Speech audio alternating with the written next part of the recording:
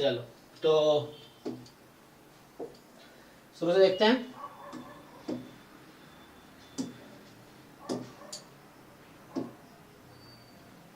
बताओ 1 to 10 में बताओ, जिन लोगों ने ट्राई किया असाइनमेंट। हाँ, क्वेश्चन नंबर 5, ठीक है। चलिए तो 1 बाय 1 करते हैं, अभी टाइम है हमारे पास, अभी तो है ना 3 घंटे, 2 का 3 घंटे, 9:30 तक कर सकते हैं, 9:30 से अगली क्लास है। तो हमारे पास 5वां क्वेश्चन कह रहा है कि देखिए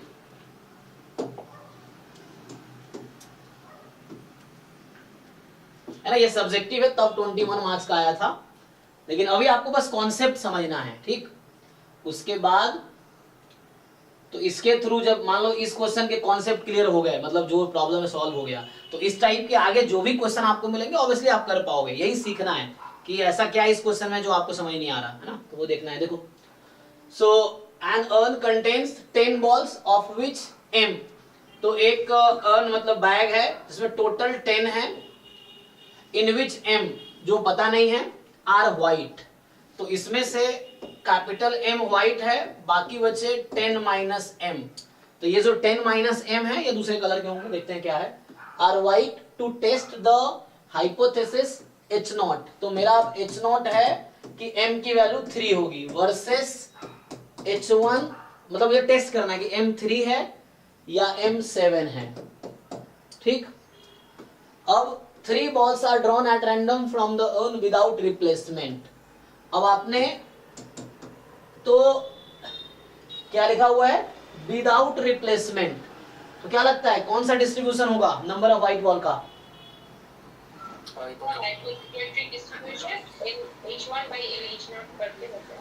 तो यहाँ पे क्या करते हैं, हाइपर ज्योमेट्रिक, आपको याद होगा notation, like if a box has capital N number of ball in which capital M are suppose white and rest are, इसमें कुछ बोला नहीं है दूसरे कलर का, ऐसा कुछ बोला है क्या?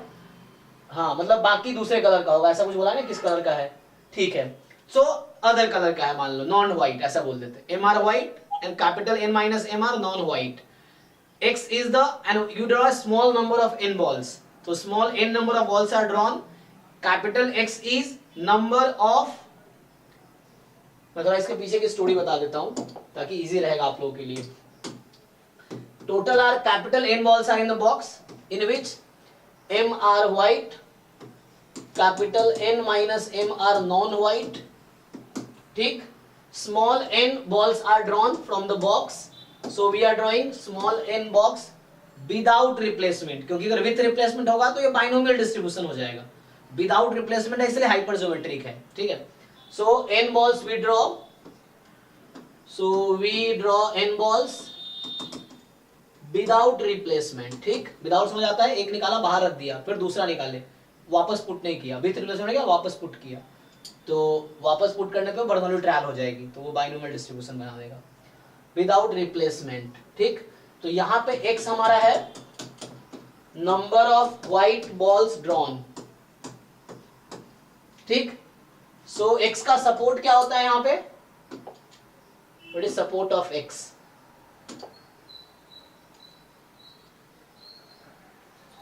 Zero, 1, 2, 3, minimum of n and m. Yes, minimum of n, m.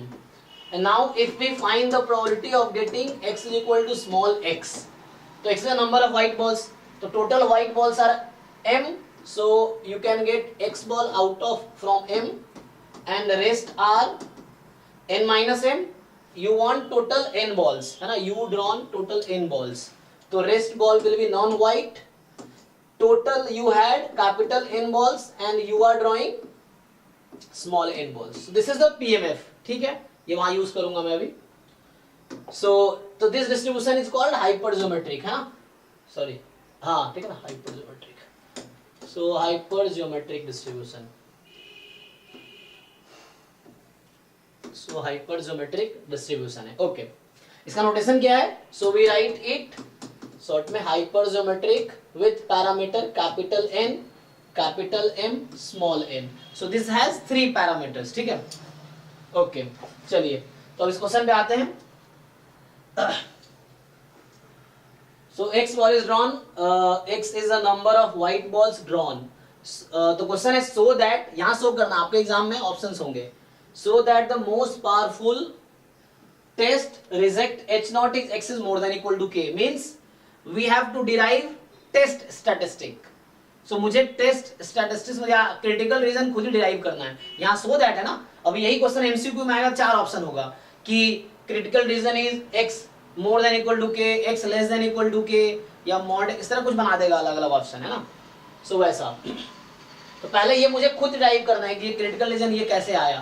तो इसका लॉजिक सिंपल है, you know L H naught upon L H1 less than equal to K. H naught मतलब अंडर नल हाइपोथेसिस, H1 मतलब under alternative hypothesis. So this is a likelihood ratio test. अब आपको क्या बोला गया, simple you have single random variable है, यहाँ पे रैंडम सैंपल नहीं है, you have just a single random variable. तो likelihood function is equal to PMF. ठीक है, तो लाइक्लीहुड फंक्शन PMF के इक्वल होगा.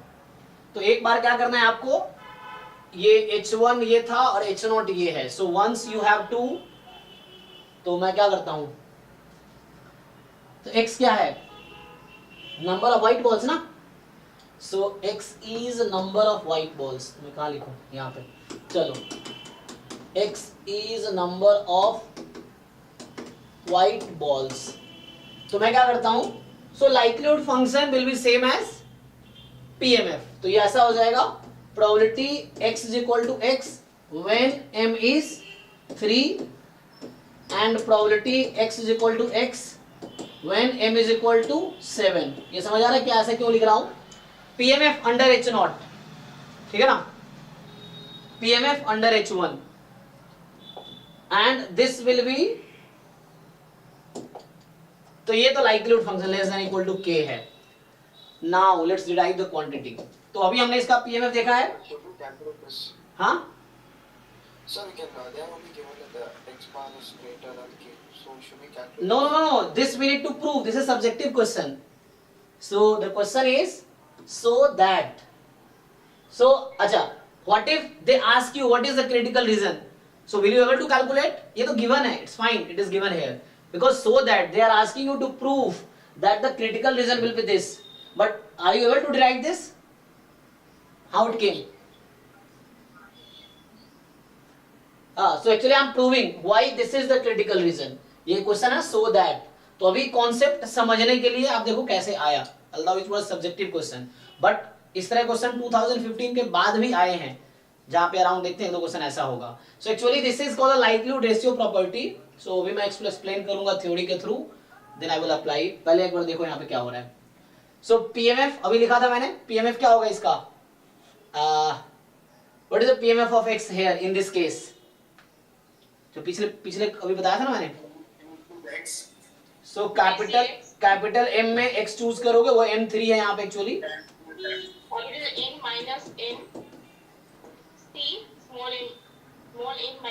हाँ, तो ये मतलब वही PM लिखता हूँ. तो स्मॉल n तो फिक्स है 3 है, एंड M तो मैं डायरेक्ट लिख दूं. सो एक्चुअली मैं ये PMF यूज कर रहा हूँ, ठीक है, तो you understand this. So under H0 M is 3, under H1 M is 7. So same thing लिखना है, H0 में M को 3 लिखना है. तो मैं, so let me right directly. तो यहाँ पे आएगा कि capital M is 3, choose X, and rest कितना है, टोटल 10 था, तो बचे कितने 7, टोटल 3 ड्रॉ कर रहे हैं. तो यहाँ कितना 3 minus X, so total out of 10 you have drawn just 3. सो ये तो न्यूमरेटर आया, दिस इज द न्यूमरेटर, है ना, मतलब ये PMF लिखा मैंने अभी, अपॉन, तो इट्स बेटर यहाँ मैं 10C3 यहाँ कर देता हूँ, यही वाली चीज को वहां लिख दिया. अब इसको डिवाइड करता हूं मैं. सो this is the this probability under H0. Same thing मुझे लिखना है under H1. So capital M अब 7 यूज करना है. सो 7 चूज X, टोटल 10 था, तो बचा कितना, है ना, ये M टोटल, ये बचा कितना, तो रेस्ट बचा 3, choose 3 minus X upon 10 choose 3. So this is less than equal to K. Okay, अब तुम सोचो ये less than equal to K, ये more than equal to X कैसे हो गया more than equal to K, मतलब K कोई नया नंबर है, this is not like always K. तुम C ले सकते हो ना, you may take some other constant. ये रिड्यूस, मान लो अभी K1 है, let's say this is K1. सो चलो ये कैंसिल हो गया, these two cancelled, so what is left? चलो, so the thing now is 3 choose x, 7 choose 3 minus x upon 7 choose x and 3 choose 3 minus x. एक काम भी कर सकते हो तुम, इसको ओपन भी कर सकते हो. ओपन करोगे तो क्या बनेगा? एनसीआर से देख लो एक बार जाओ. सो इसको ओपन करोगे क्या होगा? 3 फैक्टोरियल x फैक्टोरियल कैंसिल हो, इसको ओपन कर रहा हूं. फिर 3 minus x factorial, 7 factorial, 3 minus x factorial and 7 minus 3 मतलब 4 plus x factorial upon, again open this, so 7 factorial x factorial, 7 minus x factorial, 3 factorial, 3 minus x factorial and बचेगा क्या? 3 minus x मतलब plus में x factorial, this is less than equal to k. अब check करो क्या cancel हो गया. तो x factorial इससे कैंसिल हो गया, 3 minus x यहाँ से कैंसिल. अब कुछ कैंसिल होगा? अच्छा x 2 बार आ गया, चेक कर लो. हाँ 7 and 3 both are cancelled. Okay, so what we are remaining with? We are remaining with x factorial 7 minus x factorial upon 3 minus x factorial and 4 plus x factorial, and this is less than equal to k. Now what is support of x here? X is number of white balls. Number of white balls drawn तो 0 1 2 3 तक होगा. 0 1 2 है ना, minimum of capital M और small n. तो है ना, तो वो तो चलो इन जनरल तुम देखोगे तो यहाँ से जाता है 1 2 डॉट डॉट डॉट, ये आता है minimum of small n capital M. Small n तो फिक्स कर रखा है 3, तो 3 और m में से है ना, डिपेंड करता है. तो अंडर h0 अगर जाओगे आप, सो अंडर h0 m3 था तो 0 1 2 3 होगा. अंडर h1 अगर बात करोगे तो x की सपोर्ट है 0 1 2 3 अप टू तभी 3 रहेगा. X number of white balls drawn है तो शायद 3 ही बॉल तो ड्रॉ कर रहा है. ठीक है फाइन, क्योंकि actually in either of the cases ये, क्योंकि m की वैल्यू तो 3 है 7 है तो मिनिमम तो 3 रहना है हमेशा, तो ये 3 में ही रिड्यूस हो जाएगा. Okay no problem. तो मतलब कहने मतलब वो केस रिड्यूस होकर 3 तक ही आ जाएगा. ओके मैं ऐसा क्यों लिख रहा हूं, ये सपोर्ट क्यों चाह रहा हूं? सो एक्चुअली अब ये आपको चेक करना है. अब यहां से कैसे ये लाओगे, देखो मैं प्रूव कर रहा हूं. How will you bring this? और ये जो लेस देन इक्वल टू का साइन वही कह रहा हूं. How it came more than equal to? कोई बताओ जरा कैसे हो गया ये मोर देन इक्वल टू यहां पे? एनीवन? बैच 1 वाले लोग बताओ. Actually this is a critical region. We have to prove that critical region x more than equal to k. हमने यहां तक पहुंचा है and this will simplify to x more than equal to k. No problem. But question is how. This is the question कि यहां से यहां ये कैसे आया. इसका डिनोमिनेटर बड़ा होगा ना, तो ऊपर वाला छोटा होगा. ओके डिक्रीजिंग फंक्शन है. हाँ यस. देखो तो इसका रीजन ये है, मैं थ्योरम लिखा देता हूं कि होता क्या है. अच्छा तुम ऐसे ही देख लो, कैलकुलस के टर्म में लिखा देता हूं. चलो, if gx is decreasing function on domain, ठीक. सो gx डिक्रीजिंग फंक्शन है डोमेन पे, और अगर तुम लिखते हो gx less than equal to some k1, so this will imply what about x? अरे तो कैलकुलस का क्वेश्चन है भाई. इफ जी मैं पूछ रहा हूं तुमसे क्या लिखूं, ये लिखेंगे या ये लिखेंगे? मैं तुमसे यही पूछना चाह रहा हूं. नीचे वाला. सो अगर डिक्रीजिंग फंक्शन है, सो डिक्रीजिंग फंक्शन में इनइक्वालिटी क्या होती है? ग्रेटर देन लेस देन हो जाएगा जी. तो ये होगा क्या, इनइक्वालिटी रिवर्स हो जाएगी. Okay, so this x is more than equal to g inverse k1 and that we name it k. k1 is other number, k1 और k अलग अलग नंबर है. सो जी इनवर्स K1 जो भी आएगा आई रीनेम्ड इट K. सो मतलब यहां से आ गया x more than equal to K. This is the reason behind that logic. देखो दूसरा पॉइंट ये है कि पहला हो गया, वैसे ही दूसरा है. आप क्यों बोलते हो कि इनइक्वालिटी में दोनों साइड माइनस से मल्टीप्लाई करते हैं इनइक्वालिटी रिवर्स हो जाती है? क्यों? क्योंकि minus x is a decreasing function. Why do you say कि when we multiply positive both side inequality remains same? Because plus x is increasing function. So gx is increasing function. Then अगर ऐसा same logic आता है, if this then यहां पे okay रहेगा, sorry मतलब जो इनइक्वालिटी है सेम ही रहेगी both side. So x will be g inverse K1 जिसका मैं रीनेम कर दे रहा हूं K. तो this number I rename that K. ठीक है ना? तो ये लॉजिक है, यहां पे देख लो. तो होता क्या है, तो जब मोनोटोन, ये तो हो गया कैलकुलस के टर्म में, इसी को मैं स्टैटिस्टिक्स के टर्म में लिखूं टेस्टिंग ऑफ हाइपोथेसिस में, तो वहां पे क्या बनेगा ये थ्योरम कि इफ जो रेशियो ऑफ लाइक्लीहुड है L theta naught upon L theta 1 या LH नॉट अपॉन LH1, ठीक, इसको बोलते हैं likelihood ratio. So LH not upon LH1 ratio, this function, this is gx, जो मैं यहाँ gx की बात कर रहा हूँ, दिस इज आवर gx. तो जनरली ये यूज होता है व्हेन रैंडम सैंपल साइज 1 का है. So if this is decreasing function, ठीक, डिक्रीजिंग फंक्शन, तो इसका मतलब क्या है, मैं जो भी gx बोल रहा हूं इसी का नाम रखा है कि LH नॉट अपॉन LH1. और हमारा critical region likelihood ratio test क्या कहता है, this is less than equal to K1, ठीक है ना? तो यहां से क्या इंप्लाई करेगा ये कि ये जो x है आपका, दैट x कैपिटल X भी लिख सकते हो अगर रैंडम वेरिएबल का टर्म लिखना हो. So that will be more than equal to g inverse K1 and that is K. तो आपको क्या चेक करना है कि ये जो फंक्शन है ये इंक्रीजिंग फंक्शन है कि डिक्रीजिंग फंक्शन है, बस ये चेक करना है आपको. कहां पे? डोमेन पे. डोमेन क्या है? रैंडम वेरिएबल का सपोर्ट. सेम थिंग, ठीक है?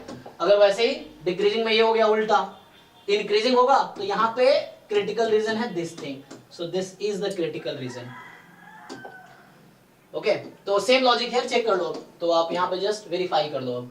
सो यहां से यहां तक कैसे पहुंचे, तो यू कैन जस्ट चेक कि ये जो फंक्शन है ना, so suppose I name it gx, तो ये gx है, एग्जांपल के लिए समझो ये gx है. What is g0, what is g1, what is g2 and what is g3? क्यों भाई? हमारा डोमेन यही है, this is domain of this function. ये एक फंक्शन है, उसका डोमेन में बस 4 पॉइंट है, ठीक है ना? सपोर्ट ऑफ रैंडम वेरिएबल, वही इस फंक्शन का डोमेन है. gx बोल रहा हूं तो x can take value 0 1 2 3. Put करो 1 by 1 इसको. 0 पे बताओ क्या आंसर आ रहा, 1 पे क्या आ रहा, 2 पे क्या आ रहा, 3 पे क्या आ रहा.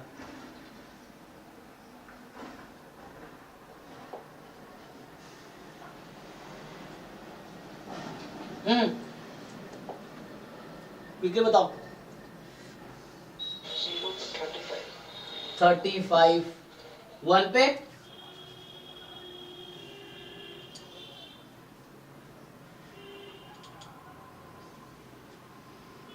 कैलकुलेट करो आराम से, कोई बात नहीं. हाँ,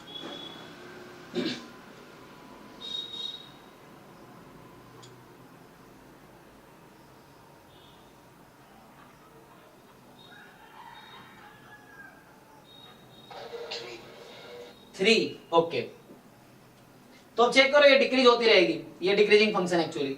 35 आया, 3 आया, अभी 3 से भी कम आएगी, उससे भी कम आएगी, यू चेक. तो होगा क्या कि ये डिक्रीजिंग फंक्शन है, डिक्रीजिंग फंक्शन है. सो दिस विल इंप्लाई कि x is more than equal to some k, ठीक है? So this is our critical region. तो क्या क्रिटिकल रीजन आया? Reject h naught if f more than equal to. So this is the critical region. Yes, तो इस question का critical reason हमने prove किया कि x more than equal to k है, ठीक है? अगर ये ऑब्जेक्टिव में आता है तो आपको, तो आप लोग हो सकता है कुछ लोग जल्दीबाजी में ये देख के ये लगा देंगे लेस देन इक्वल टू, किंतु more than equal to prove करना है तो यहाँ पे आंसर पता है, लेकिन आपको देखना है आया कैसे. नेक्स्ट, अब अगला क्वेश्चन है, क्रिटिकल रीजन हमने प्रूव कर लिया. Next question is find the power, find the size of the test. Find the power, अच्छा इफ, सॉरी बीच का ना वो मैंने वो कर रखा है। तो छोटा करना पड़ेगा सर जी। वो x ही कैसे आएगा, उसको x का पावर में कुछ भी आ सकता था, वो कैसे डिसाइड किया? हमें क्या ही फर्क पड़ता है क्या आएगा वो तो एड्रेस मुझे पता है ये फंक्शन डिक्रीजिंग है, तो यहाँ हमने ये टेंशन थोड़ी लिया इसमें कि gx क्या है, हमने इसमें टेंशन लिया है कि gx क्या है। हमें क्या ही फर्क पड़ रहा है gx के अंदर e की पावर x है, log x है, sin x है, cos x, क्या ही फर्क पड़ता है। At the end overall function हमारा इंक्रीजिंग है, सो ये इसको इंप्लाई करेगा। अगर हमारा ये फंक्शन डिक्रीजिंग है तो ओवरऑल इंप्लाई करेगा। हमें थोड़ी टेंशन है x स्क्वायर आएगा, x क्या ही फर्क पड़ता है। फिर उसके लिए तुम्हें पूरा ओपन करके फिर देखना पड़ेगा। ऐसे जो आप सोच रहे हो वैसा होगा नहीं, x की वैल्यू पॉजिटिव है, अगर x स्क्वायर भी आ गई तो भी कोई दिक्कत नहीं। x square more than equal to x more than equal to root k. अब x तो नेगेटिव वैल्यू ले नहीं रहा, x की वैल्यू क्या है 0 1 2 3, तो और कोई सपोर्ट में है ही नहीं कोई पॉइंट।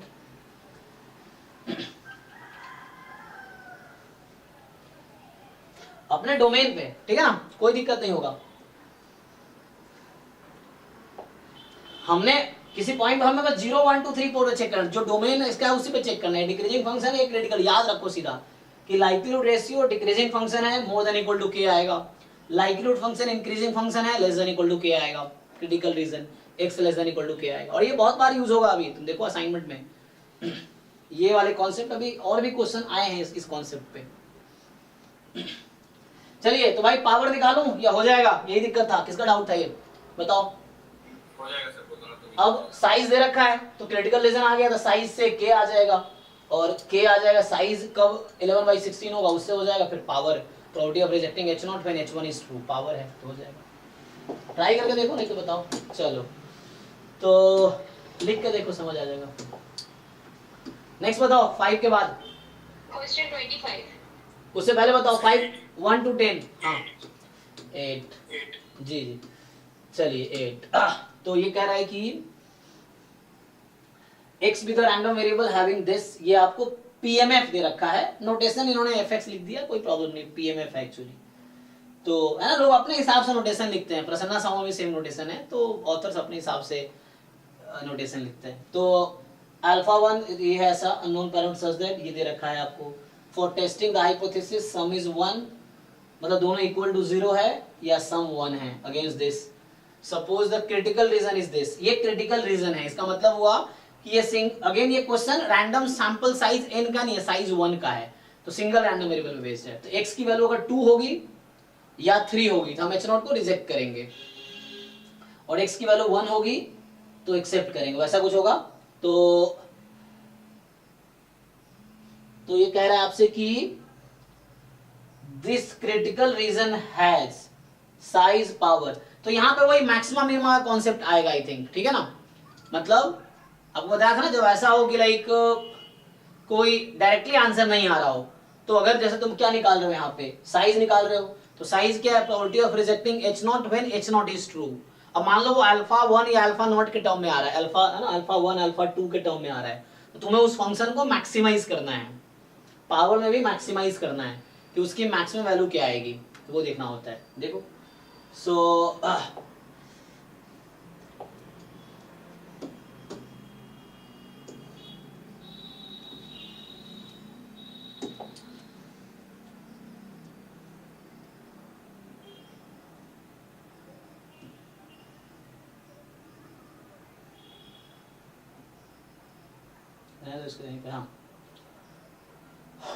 तो दिक्कत क्या है इसमें, क्वेश्चन ये है कि मुझे साइज निकालना। सीधा हम स्टार्ट करते हैं, मान लो साइज ऑफ द टेस्ट, तो क्या फॉर्मूला है साइज ऑफ द टेस्ट का, मैक्सिमम ऑफ, या है ना, so probability rejecting h0 when h0 is true, तो h0 इज ट्रू, यही तो है, probability of rejecting h0 when h0 is true, size है। तो रिजेक्टिंग h0 का कंडीशन यहां दे रखा है, ये क्रिटिकल रीजन या रिजेक्शन रीजन बोलते हैं इसको। ये कहना चाह रहा है कि ये आपको समझना पड़ेगा, reject h0 if x belongs to c, और ये c 2 3 है, इसका मतलब है कि दैट इज x की वैल्यू 2 या 3 हो जाए तो हम h0 को रिजेक्ट करेंगे। तो व्हाट इज द क्राइटेरिया या कंडीशन फॉर रिजेक्टिंग h0, तो h नॉट को रिजेक्ट करेंगे जब x 2 या 3 होगा। When h not is true, तो h नॉट ट्रू होने मतलब ये है। अब इसको फाइंड करो, तो x बराबर 2 और 3 पे ऐड कर लो, तो इन दोनों को ऐड कर दो, तो अब क्या हो जाएगा ऐड कर लोगे तो चलो एलसीएम ले लेता हूँ 6, तो एलसीएम 6 ले लूंगा तो क्या आ जाएगा, तो ये 2 माइनस 2 अल्फा 1 प्लस अल्फा 2, तो उसका है plus 2 minus 2 alpha 1 minus 2 alpha 2। और ये भी गिवन था, यूज नहीं किया मैंने अभी मुझे गिवन है कि अल्फा 1 प्लस अल्फा 2 इज 1, ये यूज करना है मुझे अभी, है ना, अंडर द कंडीशन था ना, तो वो यूज नहीं किया मैंने अभी। तो यहाँ से क्या आएगा, वो नंबर है, तो इसको सिंप्लीफाई करो और तो क्या हो गया माइनस 2 अल्फा 1 माइनस, तो ये फाइनली हो गया 4 माइनस 4 अल्फा 1 माइनस अल्फा 2, ठीक है। और ये कंडीशन था अल्फा 1 प्लस अल्फा 2 1 है, तो एक काम करो अल्फा 2 को रख दो 1 माइनस अल्फा 1, तो अल्फा 2 की जगह रख दो 1 minus alpha 1, 4 minus 4 alpha 1, alpha 2 की जगह रखो 1 माइनस अल्फा 1, उस इसके अकॉर्डिंग यहाँ से अल्फा 2 निकालेंगे तो 1 माइनस अल्फा 1 अपॉन 6, तो यहाँ से आ गया 4 माइनस 4 अल्फा प्लस 1, मतलब 4 alpha 1 plus minus 1 plus alpha 1, तो कट के आ जाएगा माइनस, मतलब फाइनल क्या आएगा, फाइनल आ जाएगा कितना आएगा भाई 5 सॉरी 3 माइनस 3 अल्फा 1 ऐसा, अल्फा 1/2 हाँ मतलब ये 3 माइनस 3 अल्फा 1 अपॉन 6 अल्फा 1/2 जी, तो 1 माइनस अल्फा 1/2, तो तुम अगर अल्फा 2 के टर्म में लिखना चाहते तो वो भी आ जाता है ना, 1 माइनस अल्फा 1 क्या अल्फा 2 तो है, तो ये अल्फा 2/2 भी बोल सकते हो अगर अल्फा 2 के टर्म में लिखोगे तो। अच्छा अल्फा 1 अल्फा 2 का रेंज क्या है, यहाँ से देखो ये तो बता रखा है अल्फा 1 पॉजिटिव है अल्फा 2 पॉजिटिव है और सम तो लेस देन इक्वल टू 1 है ही, ये इस तरीके से है। ओके, तो इसकी मैक्सिमम वैल्यू क्या हो सकती है भाई, अल्फा, है ना, तो देखो अल्फा 1 0 भी हो सकता है, तो तुम्हें मैक्सिमाइज करना है, ठीक है ना, तो ये 1/2 आ जाएगी ना, समझ लो क्या करना। यहाँ मैं तुम्हें कल डेफिनेशन लिखाया था, मैंने कहा था अगर वैसा है तो ठीक है, अगर क्या कि मैक्सिमम लिखते चलो, यहाँ लिखो maximum maximum maximum maximum maximum maximum, तो इसकी जो मैक्सिमम वैल्यू क्या हो सकती है, तो अल्फा 1 अल्फा 2 ये कंडीशन देख लो, तो अल्फा 1 है ना 0 हो सकता है, अल्फा 2 1 हो सकता है, तो इसकी मैक्सिमम वैल्यू कब मिलेगी जब अल्फा 2 हाईएस्ट हो जाएगा, तो अल्फा 2 हाईएस्ट 1 हो जाएगा तो 1/2, तो साइज 1/2, तो ये ए सी ट्रू हो सकता है, ये बी डी तो आउट हो गया। अब ऐसे ही पावर निकाल दोगे, किसका डाउट है ये बताओ भाई, क्या करोगे पावर में, पावर का फॉर्मूला है probability of rejecting H not when h1 is true, तो h1 में अल्फा 1 अल्फा 2 दोनों 0 दे दिया, तो यहां मैक्सिमाइज करने की नौबत नहीं आएगी क्योंकि फिक्स कर रखा है ना, तो rejecting H not when h1 is true, तो देख लो भैया अब ऐड कर लो, इसमें दोनों को 0 रख, यहाँ ऐड तो किया मैंने अभी, इसी में 0 रख दो, तो इसमें क्या 4/6 आ गया, हाँ 4/6 मतलब 2/3 आ गया, ये चेक कर लो, तो ये मतलब ये यही तो कैलकुलेट करना है 2 3 पे, बस कंडीशन चेंज हो गया अंडर h1 इज ट्रू, तो अल्फा 1 अल्फा 2 दोनों 0 पुट कर दो, तो ये 4/6 2/3, ये आंसर हो गया कुछ, तो ये a ट्रू हो गया, c आउट। तो जब कहीं पैरामीटर का फंक्शन आ जाए यहाँ पे तो तुम्हें मैक्सिमाइज करना है इसको अंडर द गिवन कंडीशन, कि लाइक जो उसका पैरामीटर स्पेस है उस पे मैक्सिमम वैल्यू क्या आएगी, टाइप 1 एरर को या पावर को, टाइप 2 एरर के भी आता है तो उसको मिनिमाइज करना पड़ेगा ताकि पावर मैक्सिमम हो, power is 1 minus probability of type 2 error. चलिए तो आगे नेक्स्ट क्वेश्चन, हाँ 10 तक और भी डाउट है 1 to 10, रुको रुको तुम थोड़ा पेशेंस रखो, 1 to 10 हो गया, 10 to 20 15, ये 15, ओके, क्या 15 दोनों पार्ट, एक पार्ट, कौन सा, ए पार्ट, ओके, तो ये हालांकि सिंपल वर्सेस सिंपल ही है, ऑब्टेन द मोस्ट पावरफुल, ये सब्जेक्टिव क्वेश्चन है, तो आंसर आपका थीटा नॉट और थीटा 1 के टर्म में ही आएगा,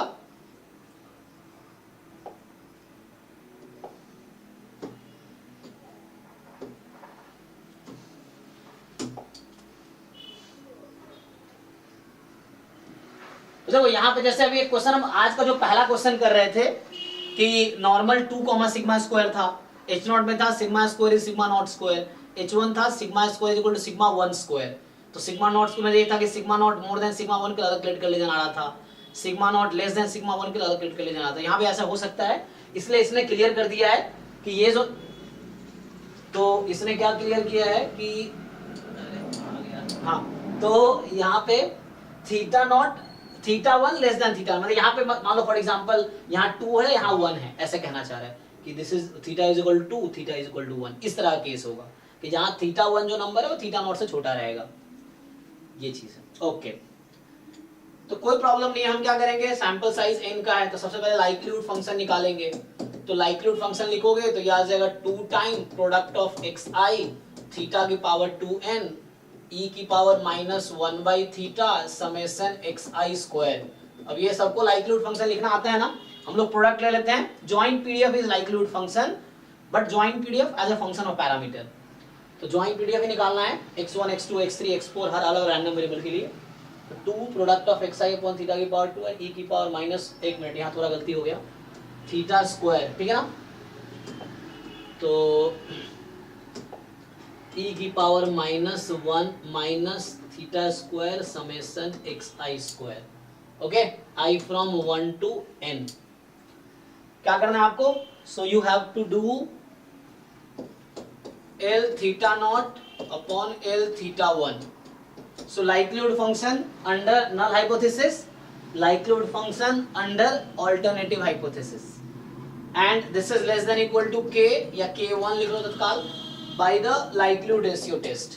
तो यहाँ से आगे आपके पास 2 प्रोडक्ट है ये i from 1 to n, 2 time product of xi i from 1 to n upon theta naught की पावर 2n e की power -1 by theta naught square summation xi square whole upon, अब यही करेंगे सेम चीज थीटा 1 के लिए। सो ये आ जाएगा 2 product of xi's i from 1 to n theta 1 की पावर 2n e की पावर -1 बाई थीटा 1, 2 क्यों लिख देता हूँ हर बार, ये नॉर्मल के चक्कर में ना। So theta 1 square summation xi square, ठीक है जी। देख लो, likelihood function under h naught, likelihood function under h1। अब इसका सिर्फ क्रिटिकल रीजन आ गया xi स्क्वायर। अच्छा ये आ गया है, ओके ओके, चेक करते हैं, रुको रुको। So less than equal to k1, ठीक है, चलो ठीक है, बाकी लोगों को थोड़ा हेल्प हो जाएगा। तो दिस इम्प्लाइज, अब इसको ठीक कर लो। तो ये तो कांस्टेंट ही है और चूंकि पैरामीटर इसका पॉजिटिव ही होगा, लिखा नहीं कहीं पे, सो थीटा तो पॉजिटिव रहेगा, है ना, होना ही चाहिए, तो लिखा नहीं है तो इसमें पॉजिटिव रहेगा। थीटा नॉट थीटा 1, ऐसे भी नहीं भी रहेगा तो पावर इवन है, कोई दिक्कत नहीं है। चलो पावर इवन है, ऐसे क्यों सोच रहा हूँ मैं, क्योंकि इसको जब उस तरफ ले जाओगे तो नेगेटिव नंबर जब इनइक्वालिटी के उस तरफ जाते हैं इनइक्वालिटी चेंज कर देता है, पॉजिटिव नंबर जाता है तो कोई प्रॉब्लम नहीं है। तो ये पावर 2n है तो पॉजिटिव ही है एक्चुअली, उधर भेज दो उसको, तो कोई प्रॉब्लम नहीं है। ये इसको, ये दोनों कांस्टेंट है, राइट साइड में भेज दो k1 के साथ, वो मिलके नया कांस्टेंट बना लेगा k2। तो बचा गया, इसको ऊपर लाओ तो e की पावर, अब इसको ऊपर लाओ तो रेशियो होता है और बेस सेम है तो पावर पावर सबट्रैक्ट होगा, तो this power minus this power, तो ये माइनस पहले से भी है तो प्लस हो जाएगा। तो कहने का मतलब 1 by theta 1 square minus theta naught square. यही सिचुएशन वहां भी आई थी जो पहला क्वेश्चन कर रहे थे, नॉर्मल वाला, नॉर्मल 2 सिग्मा स्क्वायर वाला। तो यहाँ समेशन, इसलिए वहां क्रिटिकल रीजन डिफरेंट सिचुएशन में चेंज हुआ था, i from 1 to n and ये लेस देन इक्वल टू, इसको k2 बोल दो क्योंकि बाकी जो एक्स्ट्रा कांस्टेंट है इधर शिफ्ट कर दिया हमने, टेकिंग लॉग बोथ साइड। अब देखो यहाँ लॉजिक समझो, जैसे अभी मैं दोनों तरफ लॉग लगाऊंगा और मैं इनइक्वालिटी सेम रखूंगा, क्यों, हम दोनों तरफ लॉग लगाते हैं, इनइक्वालिटी सेम ही क्यों रखते हैं, इन रिवर्स क्यों नहीं कर रहे हैं, लॉग इंक्रीजिंग फंक्शन, यस, जो थ्योरम लिखाया था हमने कि लॉग इज इंक्रीजिंग फंक्शन, तो इंक्रीजिंग फंक्शन में बोथ साइड ऑपरेट करेंगे तो इनइक्वालिटी सेम रहेगी। तो यहाँ पे लॉग इंक्रीजिंग फंक्शन है तो ये आपके पास 1 by theta 1 square minus 1 by theta naught square. अब ये summation x i square i from 1 to n less than equal to some k3, मतलब log k2 का नाम k3 रख दिया। अब देखो यहाँ प्रॉब्लम, बताओ ये नंबर पॉजिटिव है कि नेगेटिव है? ये दे रखा है कंडीशन तुम्हें, है ना? तो यहाँ से आप देखोगे कि ओके 1/θ1, अब देखो 1/x डिक्रीजिंग फंक्शन है, तो इसलिए मैं इसको इनइक्वालिटी चेंज करूंगा, मतलब रिवर्स करने पे इनइक्वालिटी चेंज हो जाती है, रेसिप्रोकल करने पे इनइक्वालिटी चेंज हो जाती है। तो ऐसा हो गया। सो ये वाली 1/θ1 की वैल्यू ज्यादा है 1/θ0 से, तो ये ज्यादा है, इससे तो पॉजिटिव है। पॉजिटिव है तो क्या फायदा है, भेज दो राइट साइड में सीधा सीधा। अगर ये नेगेटिव होता तो इनइक्वालिटी चेंज करना पड़ता जब राइट साइड भेजेंगे तो, क्योंकि ये पॉजिटिव नंबर है और इसीलिए वो नॉर्मल 0 सिग्मा स्क्वायर वाले में केस में एक बार लेस देन इक्वल टू क्या है, एक बार मोड़ दिया, इसी लॉजिक की वजह से। तो यहाँ भी इसने लिख के दिया ना कि अगर ये उल्टा देता तो इनइक्वालिटी सेंस, तो अभी क्या है, इसको सीधा सीधा उधर भेज दो, तो k3 upon this quantity and this quantity is positive according to condition. तो आपका क्रिटिकल रीजन आ गया summation xi square less than equal to k4। So this is your critical region, ये आपने निकाल लिया था, ठीक है। k4 या k रख दो। तो ये हमारा क्रिटिकल रीजन आ गया इस क्वेश्चन में। पूछा क्या है, अब पूछा है तो हो तो गया, जैसे तुमसे क्या देखो, यहां से देखो पूछा है obtain the most powerful test. तो टेस्ट निकालने का मतलब क्या फाइंड करोगे तुम, क्रिटिकल रीजन। टेस्ट की पहचान क्रिटिकल रीजन से है। जो बोलता है find the most powerful test, तो टेस्ट का मतलब वो तुमसे वो एक क्रिटिकल रीजन जानना चाह रहा है कि under which condition you will reject H0। तो इस क्वेश्चन का आंसर हुआ reject H0 if summation xi square less than equal to k4, या जस्ट k कर सकते हो यहाँ पे, इसमें k4 का काम खत्म कर दो, तो जस्ट k बोल दिया। तो ये आपका क्रिटिकल रीजन आ गया। और नीमन पियर्सन लेमा कहता है कि जो आपका क्रिटिकल रीजन निकल के आता है इससे, वही मोस्ट पावरफुल है, is most powerful critical region. तो आपको कुछ नहीं करना मोस्ट पावरफुल करने के लिए, क्योंकि जो क्रिटिकल रीजन निकल के आया है वो मोस्ट पावरफुल है। तो ये नीमन पियर्सन लेमा ऐसा कहता है, तो इसीलिए तो हमें कुछ नहीं करना। इन्होंने कहा कि मोस्ट पावरफुल टेस्ट बताओ, तो हमने एक क्रिटिकल रीजन निकाला। अब ये जो क्रिटिकल रीजन आया ये मोस्ट पावरफुल क्रिटिकल रीजन है by Neyman Pearson lemma. So this is the most powerful test. तो ये जो है इसको बोलते हैं क्रिटिकल रीजन, और इस पूरे को साथ में बोलेंगे ये है मोस्ट पावरफुल टेस्ट, है ना। तो टेस्ट का मतलब the criteria under which you will reject H0। Okay भाई, इसका डाउट है ये, ठीक है। इसको गाइस पर करना है। लेकिन क्यों यहाँ जरूरत नहीं है, अगर साइज यूज देता तो कुछ ट्राई करते, लेकिन क्यों आप काई स्क्वायर में लाना चाह रहे हैं? आपसे बस यही जानना चाह रहा था कि क्रिटिकल रीजन बताओ, आगे पूछना ही नहीं चाह रहा आपसे, कुछ पूछा नहीं ना, आगे कुछ पूछा ही नहीं, इसने बस कहा most powerful test, this is most powerful test. अगर साइज देता अल्फा मान लो, तो साइज देता तो हम आगे काम करते, हमें जरूरत नहीं है, ये चीज है। तो ये हाँ एन के टर्म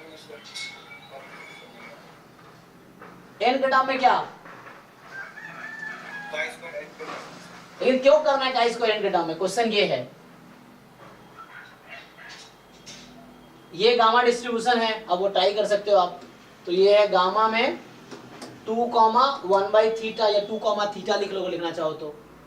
एक मिनट, 1/θ स्क्वायर कर लो, इस तरीके से है।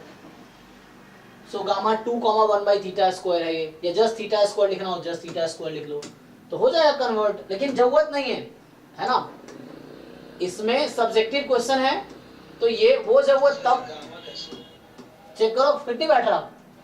अच्छा एक स्क्वायर है, वो एक नहीं वहाँ एक स्क्वायर है, हाँ मैं थोड़ा गलत सोच रहा हूँ, क्योंकि गामा तब होता है जब e की पावर x/θ स्क्वायर होता है, x/θ होता है ना, पावर 1 होता। कोई बात नहीं, ट्रांसफॉर्मेशन हो जाएगा। लेकिन सर x स्क्वायर में थीटा स्क्वायर में y ले रहे हैं तो एक्सपोनेंशियल बना है। हाँ वही बोल रहा हूँ, तो डायरेक्टली x स्क्वायर एक्सपोनेंशियल बना है। हाँ वैसे भी कर सकते हो आप, कि जैसे x स्क्वायर ले लो तो x स्क्वायर फॉलो करेगा एक्सपोनेंशियल थीटा स्क्वायर। चेक करो यार, सही, ठीक है ना, ये आ जाएगा इससे, ठीक है। तो एक्सपोनेंशियल हो गया, तो एक्सपोनेंशियल से फिर आगे काम होगा। लेकिन ये सब जरूरत नहीं है आपको, इसकी जरूरत तब पड़ेगी जब आपको साइज दिया होता, फिर आपको साइज देता है, तो साइज इसलिए देता है ताकि ये के यूनिकली आप डिटरमिन कर सको।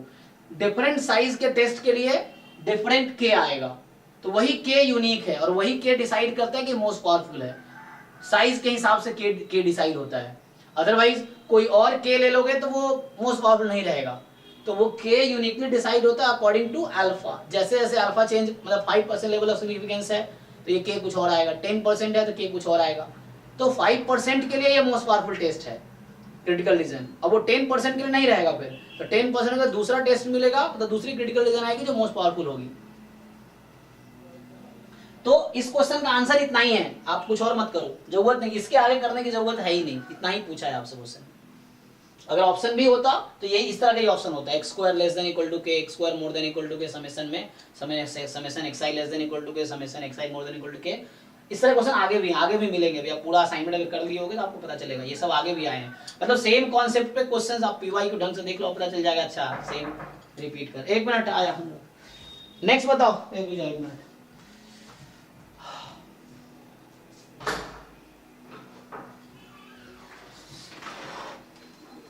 हाँ सो ये हो गया 10 to 20 में। और कोई डाउट?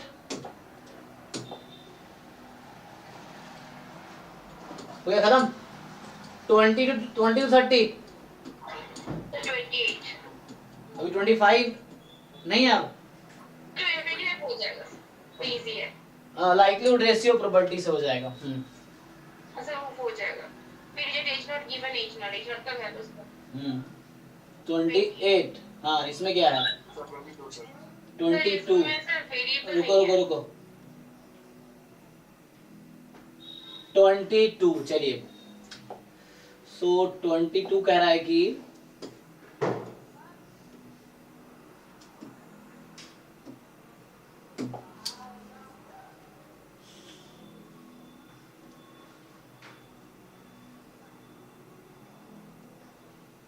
ओके सो यहां पे होगा क्या कह रहे हैं, consider a normal population with unknown mu, है ना, वेरिएंस नोन है। सो म्यू अननोन है, वेरिएंस नोन है। h0 mu is 0, h1 mu is not 0। Random sample of size 100, so n is 100, sigma square is 9। Based on this sample test of the form x bar more, ये दे रखा है आपको क्रिटिकल रीजन कि like they are giving you कि reject h0 if mod x bar more than k, है ना। सो अगर नहीं भी देता तो वी कैन कैलकुलेट, यही आएगा। सो इस वाले टेस्ट के लिए जब देखो ध्यान से देखो, यहाँ पे h0 था, म्यू इज 0, h1 है, म्यू नॉन 0। तो ये सिंपल वर्सेस कंपोजिट है, टू साइडेड है, म्यू मोर देन 0 भी हो सकता है, लेस देन। तो इसीलिए इसका क्रिटिकल रीजन आया ये वाला, x bar mod more than equal to k, more then के और इक्वल टू कोई प्रॉब्लम नहीं है। सो x बार मोर देन के इसका एक क्रिटिकल रीजन है, इक्वल टू लगा दो तो भी कोई दिक्कत नहीं है, ठीक है। So this reject the null hypothesis at 5% level of significance. So see alpha is 5%। So think, अब आपको इसको you need to find that k actually. So आप याद करो, अगर मैं यूज करूं अल्फा का definition, 5% means 0.05, so probability of rejecting h0 when h0 is true. Okay, so probability of rejecting h0 when h0 is true. So mu is 0.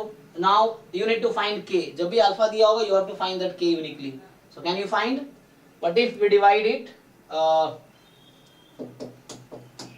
Probability mod x bar upon 0 और x bar का standard deviation क्या होगा, sigma by root 10। तो sigma is 3, root 10 is 10।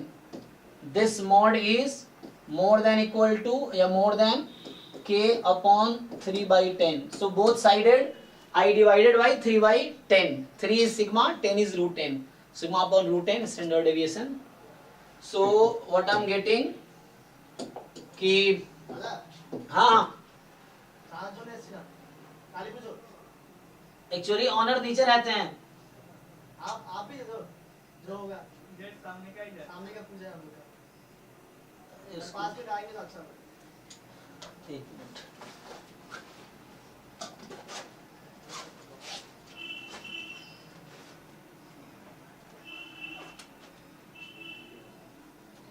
वो अभी change नहीं है actually. कितना चेंज चाहिए? चेंज आप मुझे वो दे दो, गूगल पे फोन पे नंबर मैं पे कर दूंगा। ठीक है, आपका नाम थोड़ा बोलिए। संतोष कुमार। सम ऑफ रुपीज कितना लिखते हैं? 100 लिख दो। चलो तो ठीक है ना, तो यहां से आएगा 0.05। दिस इज इक्वल टू, ये क्या हो गया, this is Z standard normal. तो यहां से आगे आपके पास mod Z more than 10k/3 right. 10 अल्दाओ जिसको याद हो डायरेक्टली भी आपको ये क्या होता है कि ये जेड अल्फा बाई 2 होगा। सो 10k/3। दादा हाँ ये कहाँ पे रखूँ? नंबर बोलूँगा ना। ये नीचे ऑनर है नहीं। नहीं, लॉक है। अच्छा लॉक कहीं गए हुए हैं, वो मेरे बाइक पे डाल दो आप चाहो तो। ठीक है। और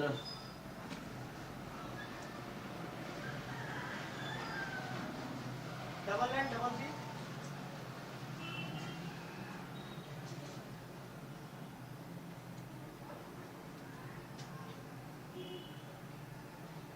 हाँ 99 डबल 3 हम्म 6478 हम्म 35।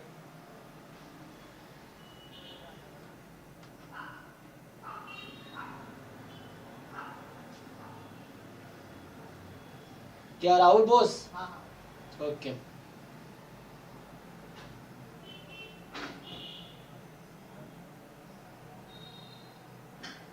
डन। ठीक है, थैंक यू भैया। चलो तो so what do you think, what is this 10k/3? ये किसके इक्वल आएगा?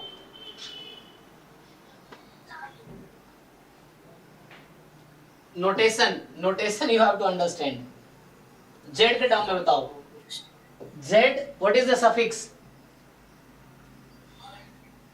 0.025. Yes, 0.025. And this number is given in the question. You check the question paper. जिस साल का ये question है ना, you check that paper. This will be given in the question. What is that number? I think 1.96 या 1.64 क्या आएगा देख लो, 96 होगा I think. So है ना? So this will be given in the question. So you have to see from the question. So ये 1.96 आ गया आपके पास. So now so from here k जो क्या आया, what is that k? 10/3k is 1.96. So what is k? 3 into 1.96 by 10. 0.588. 0.588. Yes sir. Okay. चलिए तो यहाँ से हमारा फाइनली ये आया। तो देखो अभी पिछले क्वेश्चन में यही कह रहा था मैं कि यहाँ पे चूंकि कोई साइज नहीं गिवन है तो मुझे k निकालने की जरूरत नहीं है। k निकालने की जरूरत कब है? जब साइज गिवन हो। जैसे यहाँ पे साइज दिया कि ये 5% लेवल ऑफ सिग्निफिकेंस, मतलब अल्फा इज 5%, तो उस केस में k ये आया। तो हमारा क्रिटिकल रीजन अब रिड्यूस हो गया। So now the critical region is reject H0 if mod x bar is more than 0.588. So this is the critical reason at 5% level of significance. अगर 10% level of significance होगा तो उसके हिसाब से k की कोई दूसरी वैल्यू आएगी। ठीक है, तो अभी हमारे पास this is the test at 5% level of significance. Now, so what they are asking? So we are trying to reject H0. Okay, sir वो वाला स्टेप एक बार और बता दीजिए। कौन सा? सर वो 0.05 इक्वल टू, हाँ नोटेशन देखो फिर से ध्यान से। जैसे ये स्टैंडर्ड नॉर्मल है अभी, ठीक, तो Z अब तुम्हें चाहिए ये मॉड, अच्छा ये मॉड Z है ना, मतलब 2 साइडेड टेस्ट है ये। ठीक है, this is a 2 sided test. So, हाँ दोनों साइड मिला के 5% होने चाहिए। तो इधर 2.5% और इधर 2.5%, क्योंकि यहाँ मॉड लगा हुआ है इसीलिए। तो इस नंबर के जस्ट नेगेटिव, तो इधर भी 2.5%। सो दिस नंबर इज एक्चुअली ये तुम्हारा 10k/3 है और इधर -10k/3 है, तो इसको जब खोलोगे यही आएगा z more than 10k/3 this thing, और z is less then -10k/3 तो दिस थिंग। ये दोनों मिला के कितना आना चाहिए 5%। तो आप सोचो कि what is this number in terms of z, तो ये 2.5% है, 0.025। तो याद करो z अगर यहाँ मैं अल्फा लिखता हूँ तो इसका क्या मतलब है, तो मतलब उसके आगे की प्रोबेबिलिटी 0.02 वही चाहिए। तो मुझे अल्फा क्या रखना पड़ेगा यहाँ पे, 0. यस, क्योंकि इस नंबर के आगे की प्रोबेबिलिटी 0.025 है, तो मुझे इंडेक्स लेना पड़ेगा 0.025 ताकि आगे की प्रोबेबिलिटी हो जाए। तो ये है, तो वो मतलब अल्फा/2 में ब्रेक हो जा रहा है। No problem. अच्छा मतलब यहाँ पे अल्फा देखो कोई दिक्कत थोड़ी है, मैं समझ गया भाई। हाँ तो अल्फा 5% है, हाँ तो अल्फा/2 कर दो, तो वही बात है, यहाँ अल्फा/2 रहेगा, मुझे क्या दिक्कत है। तो अल्फा आपका 5% था, तो कोई दिक्कत थोड़ी है। तो आप इसको z∝/2 लिखो, तो ये -z∝/2 हो जाएगा, कोई दिक्कत नहीं है, तब भी वही रहेगा। एनीवे तो ये हमारा क्रिटिकल रीजन आ गया। सो अच्छा चलो ग्राफ बना ही दिया, तो ये रिजेक्शन रीजन है 5%, और ये बीच की प्रोबेबिलिटी कितनी है 95%, right, because 5% are there, so 1 minus alpha that is 95%। अब देखो यहाँ क्या बोल रहा है, so the possible 95% confidence interval for mu. So ये कॉन्फिडेंस इंटरवल है जिसको हम एक्सेप्टेंस रीजन बोलते हैं, this is rejection region. Okay, so यहाँ पे ये कहना चाह रहा है कि योर जो सैंपल तुम्हारे पास है, so you need to reject H0, and for that sample what is the confidence interval?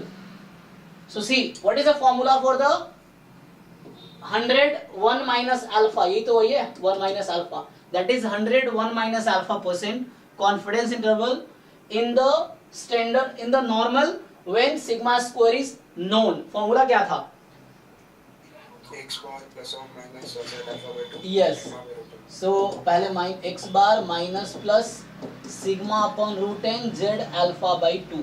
सो ये हमारा कॉन्फिडेंस इंटरवल का फॉर्मूला है, 100 1 माइनस α% कॉन्फिडेंस इंटरवल, तो अल्फा इज 5%, तो अरे यार सो 100 1 माइनस अल्फा जो हो जाएगा वो ठीक है। सो क्या होगा, कीड़े मकोड़े बैठ जाते हैं इसलिए ऐसा हो जाता है। हाँ पुट कर लो वैल्यू, तो अब आप देखो क्या होगा। आपको क्या क्या दे रखा है क्वेश्चन में, सो you have given sigma which is 3, you have given √10 which is 10, you have given z∝/2 in the question, है ना, यही z∝/2 है एक्चुअली। जब α/2 कर दिया मैंने, टोटल अल्फा प्रोबेबिलिटी है दोनों साइड, तो α/2 दिस इज 1 माइनस अल्फा बीच में। सो पुट कर दो वैल्यू, तो क्या आया x बार क्या माइनस प्लस कितना, तो ये वही नंबर तो है, इट वाज k, राइट, यही तो k था, isn't it? No, not k, I think ये 10k/3, सॉरी देख लो क्या बनेगा, k आई थी ना, चेक क्या आएगा ये, you put the value 3/10 into, और इसकी वैल्यू कितनी थी 1.96 ना, तो बताओ क्या आएगा 3/10 और आगे मैं into 1.96, क्या आएगा वो,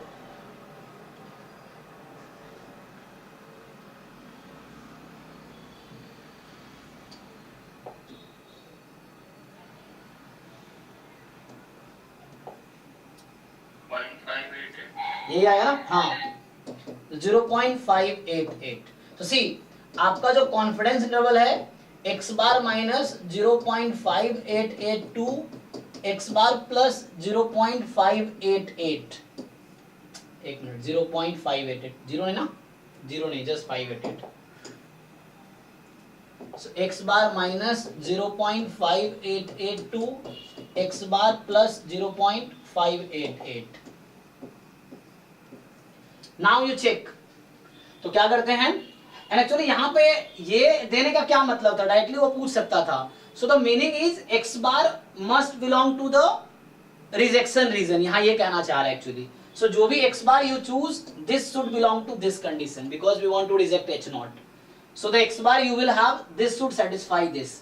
तो क्या करो, पहला ऑप्शन देखो, इन द फर्स्ट ऑप्शन इसको पहले ऑप्शन के इक्वल पुट करो और बताओ x बार क्या आ रहा है। तो according to option A what is your x bar, मैं समझ क्या कहना चाह रहा हूं, suppose this is option A, तो क्या करोगे 0.688 बराबर दिस नंबर एंड माइनस 0.488 बराबर दिस नंबर. कंपेयर करना है, you have to compare. And X bar क्या निकल के आएगा बताओ.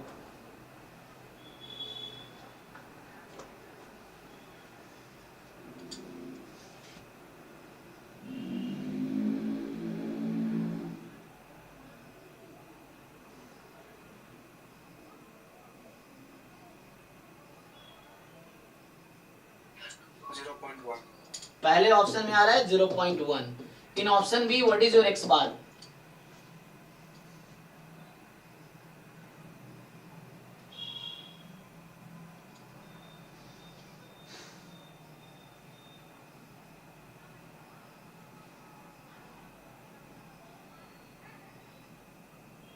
बाकी लोग भी कैलकुलेट कर सकते हैं, ये नहीं जिसका डाउट है बस वही करेगा. बाकी लोग भी करके बताओ. 1.3. बाकी लोग वेरीफाई भी करना अपना, अंधविश्वास नहीं. सी ऑप्शन में बताओ एक्स बार क्या आएगा एंड डी ऑप्शन में एक्स बार क्या आएगा.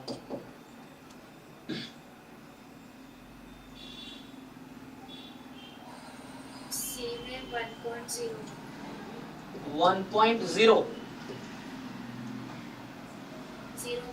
01. ओके. डी में क्या आएगा?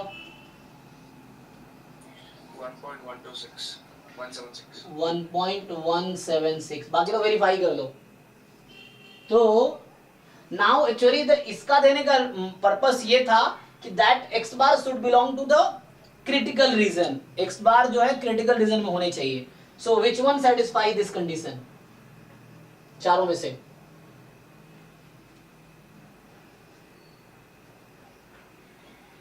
अरे तो ये तो ज्यादा हो गया.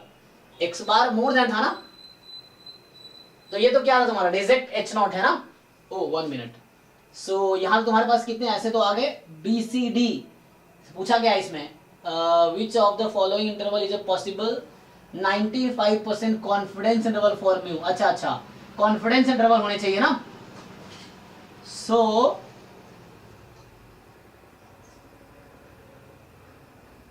So X bar should be in the acceptance region. Acceptance region. Okay हाँ, because we want confidence interval. अच्छा 1 मिनट.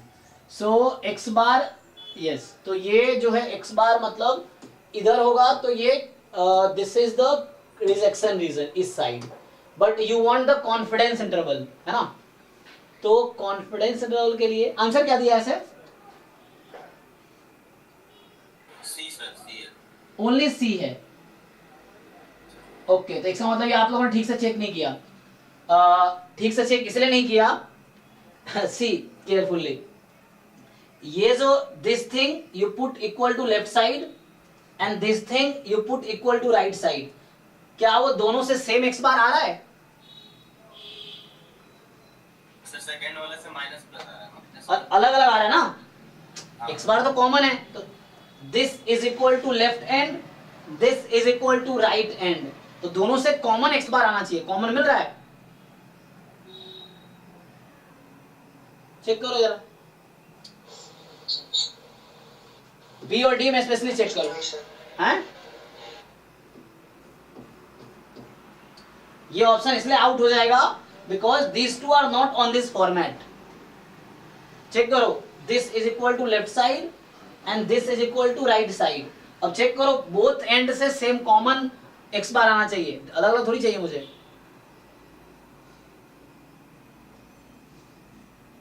C वाले से ए वाले से भी आएगा, सी वाले से भी आएगा, but it should be in critical reason. You know why? अभी देखो नॉट एक्सेप्टेंस रीजन. एक्चुअली क्या हो रहा है, this is the confidence interval, this is 95% confidence interval. So that X bar should be here और हेयर. एक्चुअली 95% कॉन्फिडेंस इंटरवल का meaning ये भी है the probability of mu should be in that interval is at least 95%. मतलब एक definition ऐसा भी है, you will see in different books. So like if you are saying it is 95% confidence interval means mu will belong to that interval, it is sure that the probability is at least 95%. so अगर तुम x बार को इधर ले आओगे ना तो probability कम हो जाएगी. like Sushil you were saying ना, अगर आपने x बार को यहाँ ले लिया इस इंटरवल में तो probability reduce होकर 80% आ जाएगी. so this interval will be 80% around, या 70% 60%, but you have to make 95% confidence interval. So for that your x bar should be beyond this point and beyond this point. अब check करो। Okay, sir. हाँ, so you have to make probability at least 95%. So you cannot reduce that confidence level. हाँ, कौन सा आ रहा है? तो वही लेंथ बढ़ानी पड़ेगी, तो सी का लेंथ सबसे ज्यादा है तो सी हो जाएगा। हाँ, मतलब उसके हिसाब से ना ये आउट हो जाएगा। तो ये आउट क्यों हो रहा है? Because this does not belong to rejection region, तो this is out and this satisfies the critical region. और ये दोनों आउट इसलिए हुआ बिकॉज आपने चेक नहीं किया, एक्स बार को यूनिक नहीं आ रहा है, x bar is not unique. You check, this is not unique, this is not unique. मतलब एक्स बार का कोई सॉल्यूशन ही नहीं है, कहने का मतलब ये एक्स बार दो डिफरेंट वैल्यू कैसे हो सकता है? तो इसको सेटिस्फाई करने इस फॉर्मेट पे होना चाहिए। किसी को डाउट है? देख लो।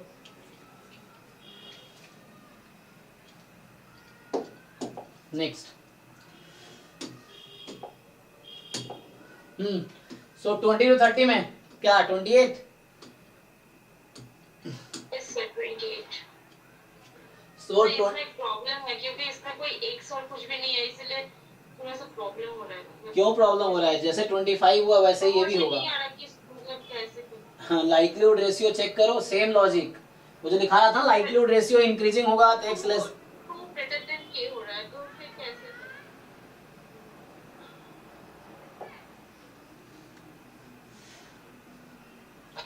ओके, सी तो क्या करते हैं? So the question is F0 में आपका पीडीएफ है यूनिफॉर्म 01, F1 में पीडीएफ है यूनिफॉर्म 02। ओके, तो मतलब under H0 x is uniform 01, under H1 x is uniform 02। Fine. अब आपको क्या करना होता है? सो टेस्ट करना है f is equal to F0 ले या f is equal to F1 ले, based on the single observation. Again single random sample size 1 है, तो power of the most powerful test of size alpha बराबर दिस। सो पहले तो मुझे critical region चाहिए, क्रिटिकल रीजन दिया नहीं मुझे। सो फर्स्ट मुझे क्रिटिकल रीजन निकालना पड़ेगा, तभी हम पावर कैलकुलेट कर पाएंगे। So question is what is the power of the test. Question क्या है? What is the power of the test. तो पावर तो तब निकलेगा जब क्रिटिकल रीजन हो हमारे पास, मतलब ये पता हो कि when can we reject H0। So rejecting H0 when H0 is true. तो सी, तो हम लोग क्या करते हैं? LH0 अपॉन LH1, मतलब likelihood function under H0 upon likelihood function under H1। Single observation है तो लाइक्लीहुड फंक्शन इक्वल है PMF के, क्योंकि जॉइंट PMF तब लेंगे ना जब more than one random variable है। अगर सिंगल रैंडम वेरिएबल है तो वही लाइक्लीहुड फंक्शन है, PMF ही लाइक्लीहुड फंक्शन है। So probability x is equal to x under H0, तो जब x तुम्हारा यूनिफॉर्म 01 है, probability x is equal to x under H1 जब x तुम्हारा यूनिफॉर्म 02 है। ठीक है, तो ये हो गया लाइक्लीहुड फंक्शन जस्ट। अब ध्यान से देखो सो होगा क्या? यहाँ पे इसका 0 से 1 है, ये 0 से 2 है। अगर मैं ठीक से लिख के बताऊं आपको तो ये कुछ ऐसा है, 1 when x between 0 1, 0 when x between 1 and 2, मतलब यहाँ इक्वलिटी हटा दो, and 0 otherwise when x more than equal to 2 या more than 2। ओके, इसको मैं ठीक से लिखूं तो क्या लिखा है इन्होंने कि 1/2 when x between 0 and 1, 1/2 when x between 1 and 2 and 0 when x more than 2।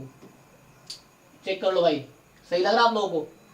मैं उसी को ब्रेक कर रहा हूं, एक 0-1 इंटरवल में, एक 1-2 में और एक 2 से इंफिनिटी में। 0 to 1, 1 to 2, 2 to infinity। क्यों? ताकि मैं रेशियो उसके हिसाब से मैं डिसाइड कर सकूं।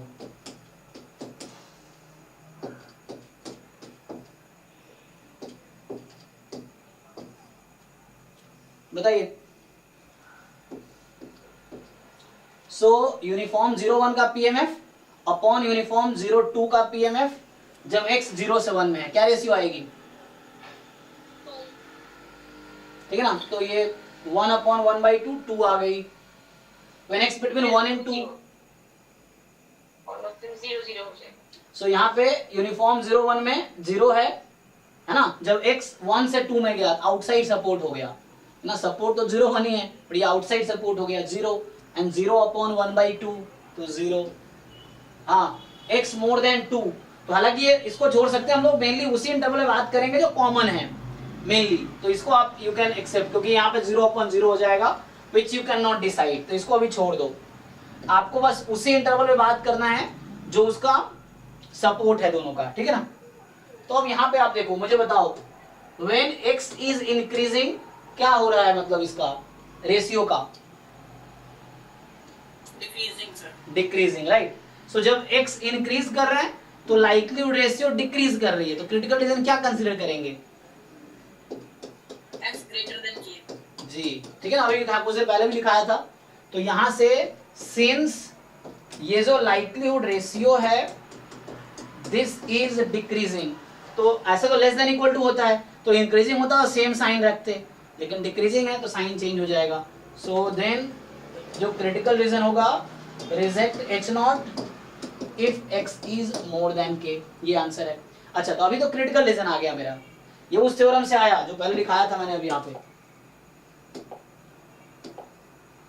इस वाले थ्योरम से, कि ये लाइक्लीहुड रेशियो है और ये डिक्रीजिंग है, तो ये क्रिटिकल रीजन बनेगा। लाइक्लीहुड फंक्शन इंक्रीजिंग है तो x लेस देन k वाला क्रिटिकल रीजन बनेगा, ठीक है ना, ये वाला इक्वल टू लगा लो, कोई दिक्कत नहीं है। यहाँ पे जो लिख रहा था मैं, अगर डिक्रीजिंग है तो क्रिटिकल रीजन ये होगा, इंक्रीजिंग है तो ऑपोजिट हो जाएगा, ये चीज है।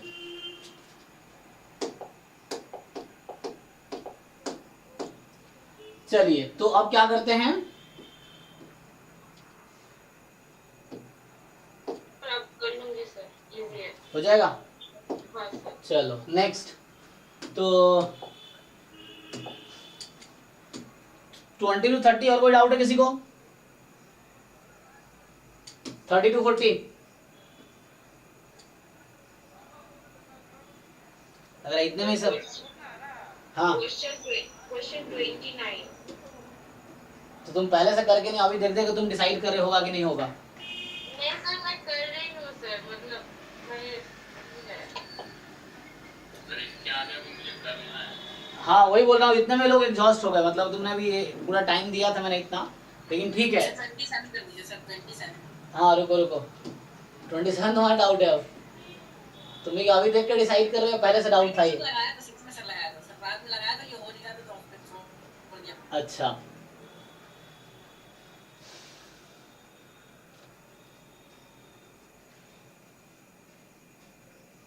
कोई बात नहीं, पावर तो निकालना है, क्या दिक्कत है।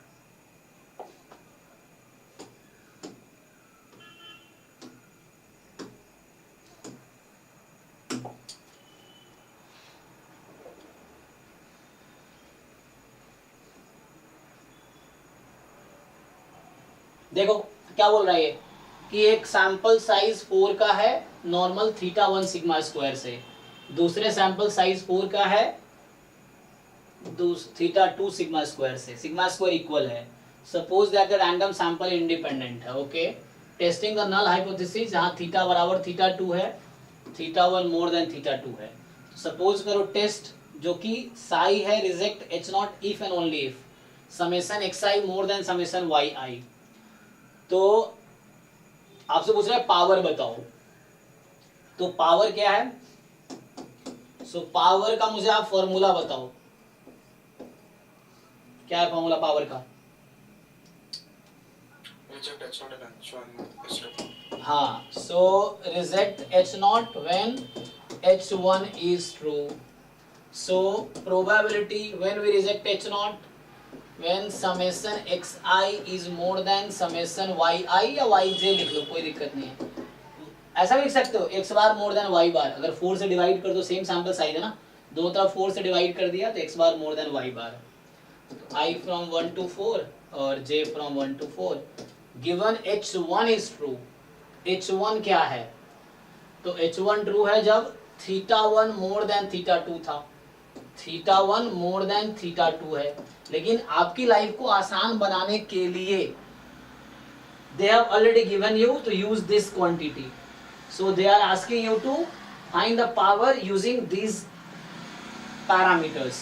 तो this is okay, इसी के अकॉर्डिंग दिया है आंसर आपको कि use θ1 this, θ2 this and sigma square 4. so देखो ध्यान से, so what can we do, probability, ये समेशन एक्स है, मैं ये कह रहा था ना, सो 4 से डिवाइड कर दो, तो x bar more than y bar given θ1 आपको दे रखा है 1 प्लस √2, θ1 दे रखा है 1 और सिग्मा स्क्वायर को 4 यूज करना है, चलो इसको बाद में लिखेंगे। So if you bring here x bar minus y bar more then 0, ठीक है, अब इसको कन्वर्ट कर दो z में, तो x बार का मीन कितना है θ1, अच्छा, सो व्हेन θ1 इज 1 प्लस √2, एक मिनट थोड़ा गड़बड़ कर दिया, ये θ2 है, θ2 इज 1। तो देखो भाई, अब तुम x बार माइनस y बार का डिस्ट्रीब्यूशन बता सकते हो मुझे, व्हाट इज मीन, डिस्ट्रीब्यूशन बताओ, मीन बताओ, x -θ2 सर। हाँ, θ1 माइनस θ2, और θ1 जो आपका है 1 प्लस √2, θ2 है जस्ट 1, तो फाइनली √2 बच गया। क्या है वेरिएंस इसका x बार माइनस y बार का, सर सिग्मा 2 सिग्मा स्क्वायर हो जाएगा। एक मिनट, तो यहाँ पे x बार का सिग्मा स्क्वायर बाई 4 है ना, x बार का होता है sigma square by n, sigma 1, दोनों का वेरिएंस इक्वल है एक्चुअली, है ना, दोनों का वेरिएंस इक्वल ही है, तो sigma square by 4 sigma square by 4, x बार है ना, तो x बार का variance sigma square by n, तो ये मिल के सिग्मा स्क्वायर बाई 2 हो गया। तो अब इसको स्टैंडर्ड नॉर्मल बना लो, हो जाएगा, तो आप इसको सिंपली स्टैंडर्ड नॉर्मल में कन्वर्ट कर लो। सो probability x bar minus y बार, इसका माइनस में मीन आया √2 अपॉन में इसका सिग्मा स्क्वायर भी दे रखा है मुझे 4, तो 4/2 फाइनली 2 आ जाएगा, नहीं क्योंकि सिग्मा स्क्वायर 4 दे रखा है, तो अपॉन वेरिएंस 2 है, तो ये √2 कर दो, मोर देन यहाँ पे 0 माइनस √2 अपॉन √2, अब ये गिवन कंडीशन यूज कर लिया मैंने, हटा दो। So probability z more then -1, तो ये क्या हो गया 1 minus five of -1 which is 5 of 1, और जो कि क्वेश्चन में गिवन होगा इसकी वैल्यू। तो जिस साल का ये पेपर है जाके देखो 5/1 की वैल्यू दे रखा होगा उसके पहले पेज पे, ठीक है, बताओ भाई, इसको याद है? Yes sir. देख लो क्या आएगा, क्या ऑप्शन ट्रू है इसमें से, किसी को याद हो तो? हाँ Sunil, do you have answer? Option D for Delhi, okay.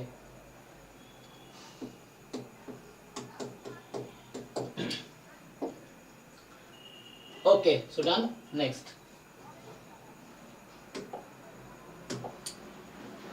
हाँ जी, तो 20 to 30। 29 से हो गई सर मेरी। हाँ तुम आराम से, 40 को 29 से रिप्लेस कर दिया, मैं मेरे कर दिया। हाँ नेक्स्ट, उसके बाद 30 से 40। क्वेश्चन सर 48 48, तुम तो लगा रहे हो क्या? अब एक्चुअली आपका नंबरिंग सिस्टम में प्रॉब्लम है। अच्छा हाँ 48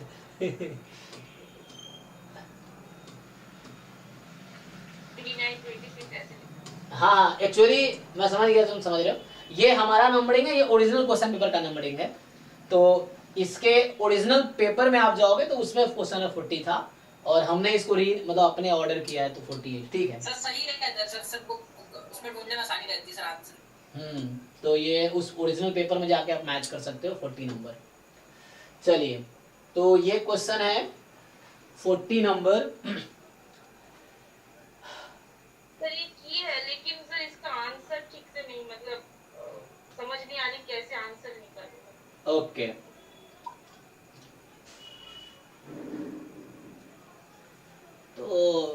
तो थोड़ा सा लॉजिकली देखोगे समझ आ जाएगा, तो ट्राई करते हैं।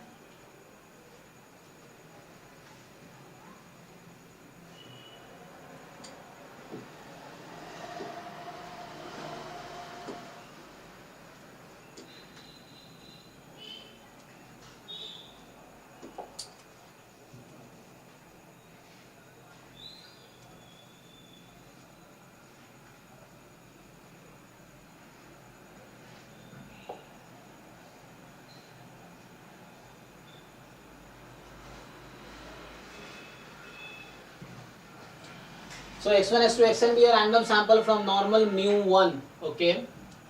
μ1 डिस्ट्रीब्यूशन। तो सिग्मा स्क्वायर इज गिवन, ठीक है। अब आपसे पूछ रहा है कि टेस्ट करो mu is 0 against mu is delta, ठीक है। सो हाँ संजय बताओ भाई, तुम्हारा बोलोगे तुम तो बताएंगे।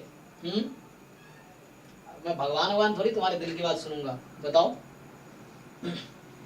तो आजकल भगवान भी नहीं सुनते दिल की बात, है ना। तो mu h0 is theta mu 0 and h1 mu is delta. तो क्वेश्चन ये है, beta denote the power of the test, beta denote power of the size alpha test. सो बीटा यहाँ नोटेशन है पावर के लिए, ठीक, और अल्फा है साइज ऑफ द टेस्ट। तो reject h0 if and only. तो बता रखा आपको कि like you reject h0 if x bar is more than some number c alpha। तो c alpha is a constant that depends on alpha, क्योंकि when you change alpha, बताया था कि ये k नंबर है, x bar more than k is the critical region। तो when you change alpha your k will change actually, है ना। तो वो k की जगह c alpha है। तो c alpha लिखने का मतलब है कि that is a constant that will depend on alpha। When you change level of significance your constant will change। तो So which of the following statement is true? देखो graph बना के आप ऐसे देख सकते हो इसको। For a fixed value of delta, अच्छा यहाँ डेल्टा फिक्स है, so beta increases as alpha increases। So you think अगर तुम अल्फा चेंज करो, ये तुम्हारा C अल्फा है ना।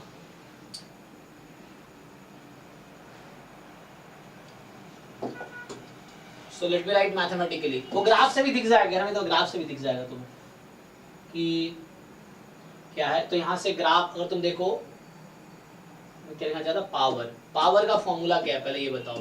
सो पावर का नोटेशन यहाँ बीटा है ना।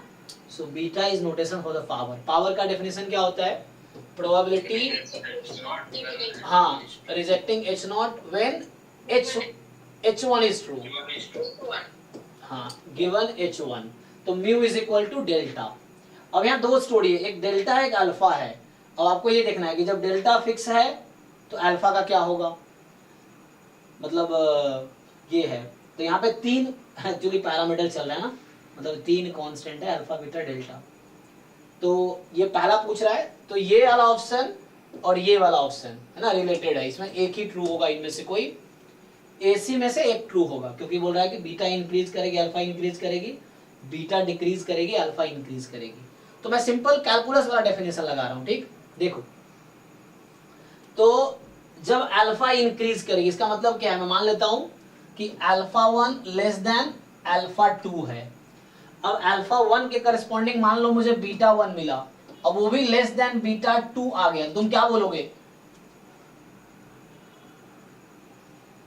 अल्फा 1 के करस्पॉन्डिंग पावर बीटा 1 है, अल्फा 2 के करस्पॉन्डिंग पावर बीटा 2 है। सो व्हेन अल्फा इंक्रीजेस, इसके अकॉर्डिंग क्या होगा, बीटा व्हाट इंक्रीजेस, ठीक है ना, सेम रेशियो में। So when alpha increases beta increases, ठीक है, ऐसा केस आ गया तो इस ऑप्शन के लिए। और अगर उल्टा हो गया तो फिर ये ट्रू हो जाएगा, बीटा डिक्रीजेस। तो इसका मतलब ये है कि जब अल्फा बढ़ाओगे तुम्हारा बीटा भी बढ़ जाएगा। सो इसका मतलब ये कहना चाह रहा है। तो चेक करते हैं ये ट्रू है या फॉल्स है। अगर ये फॉल्स हुआ तो ये ट्रू हो जाएगा। चलिए ट्राई करते हैं। So alpha 1 less then alpha 2। देखो ध्यान से देखो क्या कर रहा हूं मैं, ये एक फंक्शन है, ये समझ लो तुम कि this is two variable function. ये कैलकुलस का जो बीटा लिखा है ना, this is a function of alpha comma delta, g x comma y, f x comma y, two variable function. ये टू वेरिएबल फंक्शन है, एक कांस्टेंट को फिक्स कर रहे हैं, एक को वेरी करा रहे हैं। तो see if I write probability x bar more than c alpha 1 given mu is delta, एक ये नंबर है मेरे पास और दूसरा नंबर है, तो इसको मैं यहाँ स्टोरी लिखता हूँ, देखो यहाँ करता हूँ काम। So I assumed let alpha 1 is less than alpha 2. Now I have probability x bar more than c alpha 2 given mu is equal to delta. इसने कहा डेल्टा फिक्स है तुम्हारा, तो डेल्टा फिक्स है। अब मुझे यही चेक करना है, तो यही चीज ये तुम्हारा बीटा 1 है और ये वाली चीज बीटा 2 है। अब तुम्हें देखना है कि क्या होगा इस बीच में, मोर देन कि लेस देन, यही चेक करना है आपको कि इस बीच का साइन क्या है, इन दोनों में क्या रिलेशन है। So that I need to see कि इन दोनों के बीच में क्या रिलेशन है, ये मुझे देखना है अब। ठीक है, मैंने अज्यूम कर लिया कि अल्फा 1 लेस देन अल्फा 2 है, तो अब मुझे ये देखना है कि इन दोनों के बीच में रिलेशन क्या है। चलो थोड़ा सा इसको मॉडिफाई करते हैं। तो ये जो मैंने बीटा लिखा हुआ है ना, इसको मैं अगर ठीक से लिखूं, अच्छा ये जाएगा नहीं, ये इसको भी लेके जाएगा। अच्छा चलो, तो क्या करते हैं, जो यहाँ पे मुझे प्रूव कर रहा हूँ क्या चीज, वो भी होता है ना कि जैसे सर मैंने एक्चुअली इसको मतलब स्टैंडर्ड में कन्वर्ट करके की थी। हाँ, मैं वही प्रूव कर रहा हूँ। अदरवाइज रीजन होता है कि जब टाइप 1 एरर की प्रोबेबिलिटी बढ़ेगी तो पावर भी बढ़ेगी। इस वाले केस में जब critical region x bar more than k है, मैं उसी को प्रूव कर रहा हूँ। अदरवाइज पहला ऑप्शन तो ट्रू है एक्चुअली, क्योंकि ये डायरेक्टली स्टेटमेंट भी है कि when size increases power increases for the critical reason. ठीक है ना, तो पर उसको स्टैंडर्ड फॉर्म में लाने से एक प्रॉब्लम हो रहा है कि x बार माइनस डेल्टा आ रहा है जो पावर का फंक्शन। कोई दिक्कत नहीं है, x बार माइनस म्यू और x बार का वेरिएंस कितना आएगा 1/2 so sigma by root n. तो क्या ही फर्क पड़ता है 1/√10 से, चलो रूट एन यहाँ लिख दिया मैंने। ठीक, गिवन म्यू इज डेल्टा। अब ये जो नंबर है this beta 2 is probability x bar minus delta upon 1/√10। तो इसको बाहर रूट एन ही लिख दो, यहाँ भी रूट एन ही कर दो। दिस इज मोर देन, अच्छा यहाँ एक मिनट ये छूट गया, दिस क्वांटिटी यहाँ क्या करोगे, more than c alpha 1 minus delta, यही ना हाँ 1/√10, एंड यहाँ भी यही करना होगा c alpha 2 minus delta by 1/√10। तो बेटर यहाँ पे 1/√10 ही लिख दो, क्या ही दिक्कत है। देखो, so what I am doing, standard में कन्वर्ट कर रहा हूं मैं, कि जो स्टैंडर्ड नॉर्मल है उसमें कन्वर्ट कर रहा हूं। ठीक, सो अभी ये this is the meaning of beta 1, this is the meaning of beta 2। अब आपको चेक करना है कि विच वन इज लार्जर, तो ये दिख जाएगा आपको इजीली। डेल्टा गिवन वो यूज कर लिया मैंने, म्यू बराबर डेल्टा, नहीं लिखा मैंने। Now this is the common number, ये कॉमन है, मतलब beta 1 is here, capital Z more than c alpha 1 minus delta this, and beta 2 is x bar minus delta. तो ये Z लिख दो इसको,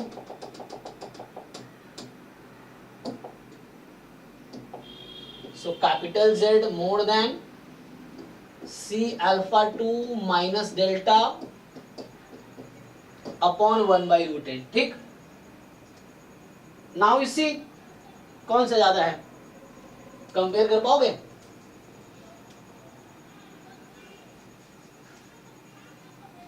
देखो ध्यान से, तो मैं यहां तुम्हें समझाता हूं दूसरे पेज पे। सो ये प्रोबेबिलिटी अभी अल्फा 1 है। ठीक, so this probability is alpha 1। तो ये जो नंबर है इसको बोलते हैं, जैसे x bar more than k बोलते हैं, that x k is actually critical point. तो उसी k के जगह यहाँ तो ये c अल्फा 1 होगा। और मैंने क्या बोला है वहां पे, सो यहाँ पे मैंने क्या लिया है कि अल्फा 1 जो है छोटी है अल्फा 2 से, सो अल्फा 1 छोटी है अल्फा 2 से, तो अल्फा 1 प्रोबेबिलिटी ज्यादा है, alpha 1 less then alpha 2, so alpha 2 is more. So what do you think, alpha 2 is more, so this probability black reason, this probability is alpha 2, जो black से लिख रहा हूं वो अल्फा 2 है। So this number is c alpha 2। So now question is, when I take alpha 1 less than alpha 2, what is the relation between C alpha 1 and C alpha 2? दिख रहा है कि नहीं? क्या रिलेशन है? लेस देन का ही है, सही लिख रहा हूं, ये सही लिखा हूं गलत लिखा हूं? सही है। गलत है, देखो ध्यान से। जब C अल्फा 1 वहां पे है तो उसका एरिया छोटा एरिया की बात ही नहीं कर रहे, नंबर की बात कर रहे हैं हम। अच्छा number C is a k था ना, जैसे x bar more than k, k की जगह ये मैग्नीट्यूड है सर, तब तो मतलब वो x एक्सिस का पॉइंट है, ये x एक्सिस पे दो नंबर है, C अल्फा 1, x एक्सिस पे एक नंबर है C अल्फा 2, यहाँ दिख रहा है ना ग्राफ में, तो अल्फा 1 ज्यादा है अल्फा 2 से, ठीक है ये राइट। अरे नंबर लाइन पे क्या है, 1 छोटी क्यों है 2 से, क्योंकि 1 लेफ्ट में 2 राइट में है, यस तो ये C ये नंबर अल्फा 2 ज्यादा probability, alpha 2 probability, alpha 1 probability, C alpha 1 C alpha 2 number है, ये आ गया। अब ध्यान से देखो, तो जब तुम ये कह रहे हो C alpha 1 minus delta by 1 by root n, तो इसका क्या ही प्रॉब्लम है। अब एग्जाम में ये सब क्वेश्चन नहीं हवा लगे छोड़ दो, ठीक है ना, इनिशियली यू डोंट उतना करना भी नहीं है। उस साल 3rd रैंक, 2022 का क्वेश्चन है ना, हाँ 60 पे 3rd रैंक था, ये श्रुति का ही था ना, सराफ का, हाँ तो 60 मार्क्स थे उसके, 3rd रैंक थे 22 में, तो आपको 40 नंबर का अगर गलत भी हो गया तो भी दिक्कत, लेकिन वो नेगेटिव नहीं होने चाहिए, ये है। तो यहाँ से क्या करना है, हो गया ना। अब बताओ मुझे, ये नंबर जो है तुम्हारा ज्यादा है इस नंबर से, अब तुमको क्या डिसाइड करना था, तुमको डिसाइड करना है बीटा 1, बीटा 1 था तुम्हारा z more than this number, C alpha 1 minus delta this, and beta 2 है probability z more than C alpha 2 minus delta 1 by root n। अब तुम बताओ इन दोनों प्रोबेबिलिटी में बीटा 1 बीटा 2 में कौन सा ज्यादा होगा,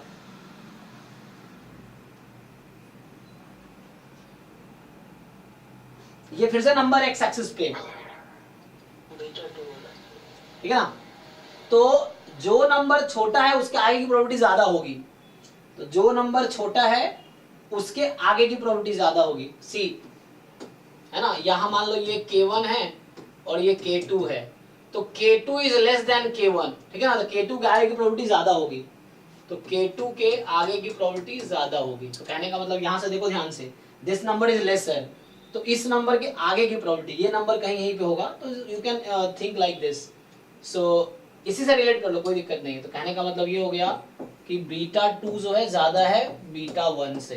तुम इसको ग्राफ से देखो, क्योंकि C2 के आगे की प्रोबेबिलिटी ज्यादा है ना, इसीलिए। तो यहाँ मैंने क्या प्रूव करने की कोशिश की है कि साइज इंक्रीज करोगे तो पावर इंक्रीज होगी। तो मैंने क्या प्रूव किया है कि size increases then power increases. किस केस में, जब क्रिटिकल रीजन इस तरह का है, इस केस में साइज इंक्रीजेस पावर इंक्रीज, ये प्रूफ था एक्चुअली, जो मैं लिखा हूं पूरा प्रूफ है प्रॉपर। अदरवाइज ये स्टेटमेंट भी है थ्योरम का, ठीक है ना, उस केस में। तो पहला तो ओके है, तो सी आउट हो गया। अब दूसरा सीन, तो काम आसान हो चुका, बस उसको तुम्हें देखना है। अब कह रहा है for fix value of alpha, अब अल्फा फिक्स कर दिया, अल्फा चेंज नहीं करना तुम्हें, अल्फा फिक्स है। Beta increases as delta increases, अब डेल्टा को चेंज, इसका मतलब ये कहना चाह रहा है कि डेल्टा 1 लेस देन डेल्टा 2 लो, तो डेल्टा 1 के करस्पॉन्डिंग मान लो बीटा 1 आया एग्जांपल के लिए, और डेल्टा 2 के करस्पॉन्डिंग मान लो बीटा 2 आया। अब तुम्हें यही देखना है क्या रिलेशन है, कि अगर ये भी ऐसे ही हो जा रहा है तो मतलब when delta increases beta increases, वो तुम्हें चेक करना है। ये हमें चेक, यहाँ हमें चेक करना था, ये ओके हो गया। अब ये मुझे चेक करना है कि क्या ऐसा होगा, तो अगर ऐसा होगा तो डेल्टा इंक्रीज करे बीटा इंक्रीज, यही तुम्हें चेक करना। सिमिलर लॉजिक से हो जाएगा, देखो करके दिखाता हूँ। तो वापस आओ अब क्वेश्चन पे। तो तुम्हारा जो क्रिटिकल रीजन है ना,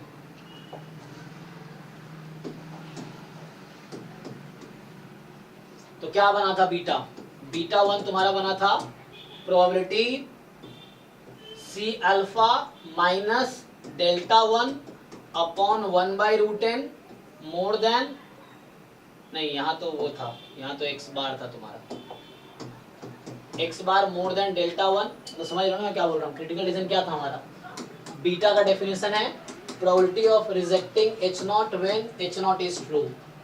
तो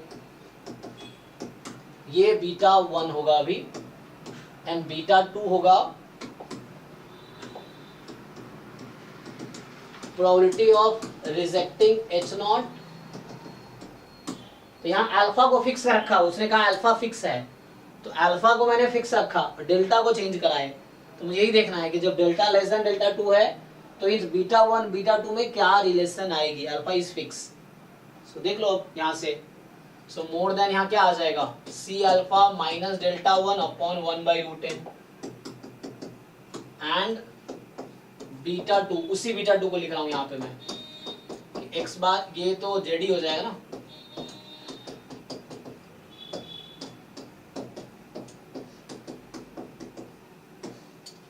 तो ये z ये z, तो मतलब ये हो गया यहाँ से।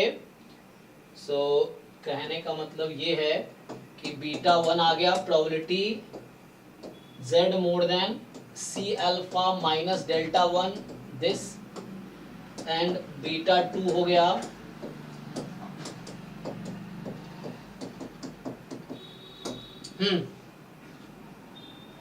अब बताओ, तो पहले इन दोनों नंबर को कंपेयर कर लो, तो कंपेयर करना आसान रहेगा। सो पहले इन दोनों नंबर को कंपेयर करो, देखो ध्यान से। So delta 1 less than delta 2 था, तुम खुद सोच के बताओ, सी अल्फा माइनस डेल्टा 1 और सी अल्फा माइनस डेल्टा 2, इनके बीच क्या रिलेशन रहेगा। ये सी अल्फा कॉमन है, सी अल्फा इज कॉमन,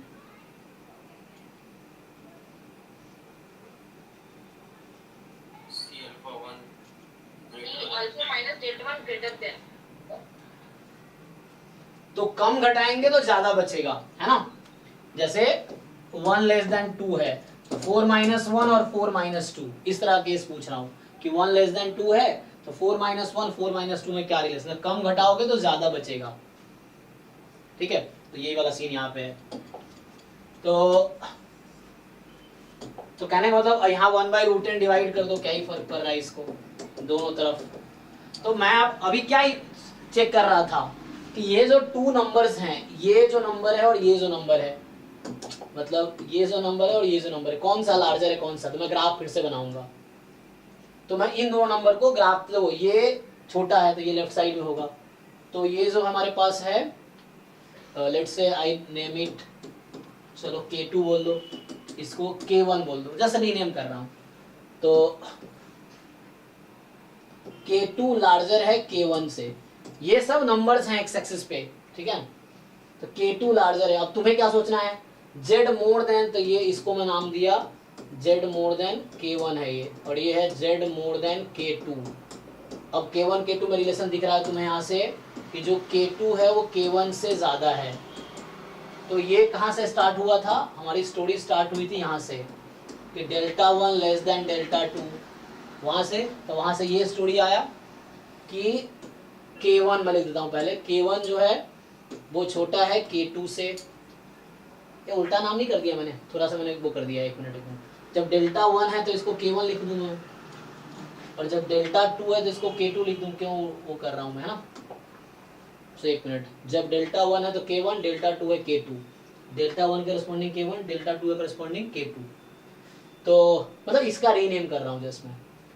तो अभी चेक करो अभी क्या रिलेशन है, एक मिनट इसको हटाओ यहाँ से। तो अब क्या हो रहा है कि K1 मोर देन K2, तो K1 राइट में रहेगा, K2 लेफ्ट में रहेगा, हाँ। तो K1 मोर देन K2। अब आप मुझे चेक करके ग्राफ देख के बताओ, बीटा 1 बीटा 2 में क्या है, ये प्रोबेबिलिटी और ये प्रोबेबिलिटी, कौन सी प्रोबेबिलिटी ज्यादा आएगी। सर K1 K2 नंबर है ना सर, हाँ वो नंबर एक्स एक्सिस में नंबर है, हाँ। तो इधर तो सर जो ग्राफ में आप लिखे हैं वो अभी उल्टा लिखा है, सही तो है, K1 मोर देन K2, हाँ एक्स एक्सिस पे है, जो राइट में है वो ज्यादा है। अब तुम्हें प्रोबेबिलिटी के बारे में सोचना है कि इस ग्राफ में K1 के आगे की प्रोबेबिलिटी और K2 के आगे की प्रोबेबिलिटी, किसके आगे की प्रोबेबिलिटी ज्यादा होगी, K2 है करस्पॉन्डिंग, तो बीटा 2 ज्यादा है इसका मतलब, तो K2 के आगे की प्रोबेबिलिटी बीटा 2 है, ठीक है ना। तो ये वाला बीटा 2 है और K1 के आगे की प्रोबेबिलिटी बीटा 1 है, ये जो K1 है इसके आगे की प्रोबेबिलिटी बीटा 1 है, तो वही पावर था बीटा 1 बीटा 2। तो यहाँ से मैंने ये प्रूव किया। तो यहाँ से क्या रिजल्ट निकला, देखो जब डेल्टा इंक्रीज हो रहा है तो पावर भी इंक्रीज हो रहा है, ठीक है। तो ये भी ओके है, चेक कर लो कहीं कैलकुलेशन मिस्टेक किया हो मैंने, चेक कर लो एक बारी।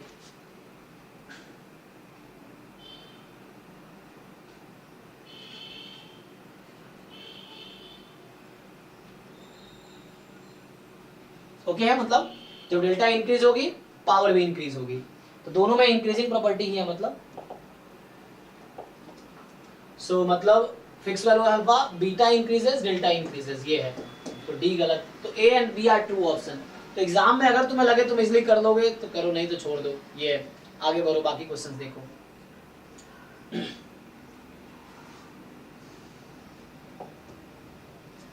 चलिए तो नेक्स्ट क्वेश्चन। सर वो चैट में पूछ रहा था हाँ कौन है?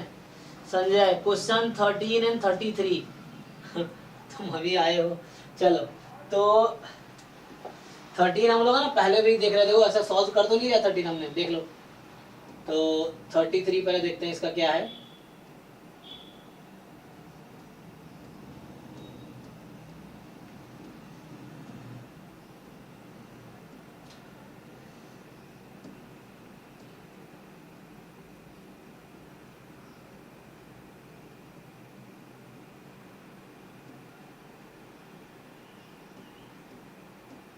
बाकी आराम से सॉल्व करो, डाउट क्लास चलता रहेगा अभी। तो मैं अभी टाइम एक बता के बताता हूँ तुम लोग फिक्स करके, तो उसके हिसाब से हम लोग डिस्कशन करते रहेंगे अभी। कल मीटिंग है सर। हाँ हाँ हाँ, कल मीटिंग में एक बार डिसाइड करते हैं कैसे कैसे कैसे करना है, क्योंकि 6 to 9 को यूज करना है हमें। तो 6 to 9 में कैसे शेड्यूल क्या रखें और क्या क्या है तो वो देखते हैं। अच्छा 33 था ना इसका, तो कल 5 बजे मीटिंग करते हैं। 13 सर। हम्म, संजय 13 बोल रहा है सर, चेक है। अच्छा 33 भी ना, 33 पहले करो फिर 13 आते हैं। पहले 13। हाँ ठीक है ना। सो पहले 13 बताए तो फिर मैं ऊपर ले जाऊंगा पहले। अरे यार अलग नखरे तुम लोगों के। सो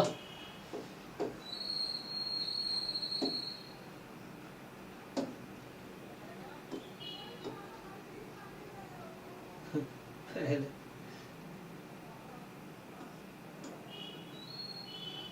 हाँ क्या डाउट है इसमें? तो ये तो कल हमने क्लास में किया था ना, लेकिन पूरा कंप्लीट नहीं किया था। तुम कल वाली वीडियो देखो पहले, उसमें आइडिया लगेगा। ये क्वेश्चन हमने कल जो क्लास हुई है 9 to 11, मतलब सर वो बोल रहा है कि आंसर मैच नहीं कर रहा। मैच नहीं हो रहा था। चलो एक बार फिर से कर देता हूं फिर मैं। तो मैच करेगा, क्यों मैच नहीं करेगा? सही से कैलकुलेशन करेंगे तो मैच करेगा। एक्चुअली ये थोड़े काफी लेंदी कैलकुलेशन हुए थे तो मैंने छोड़ दिया था बीच में। चलो इसे कंप्लीट कर देते हैं।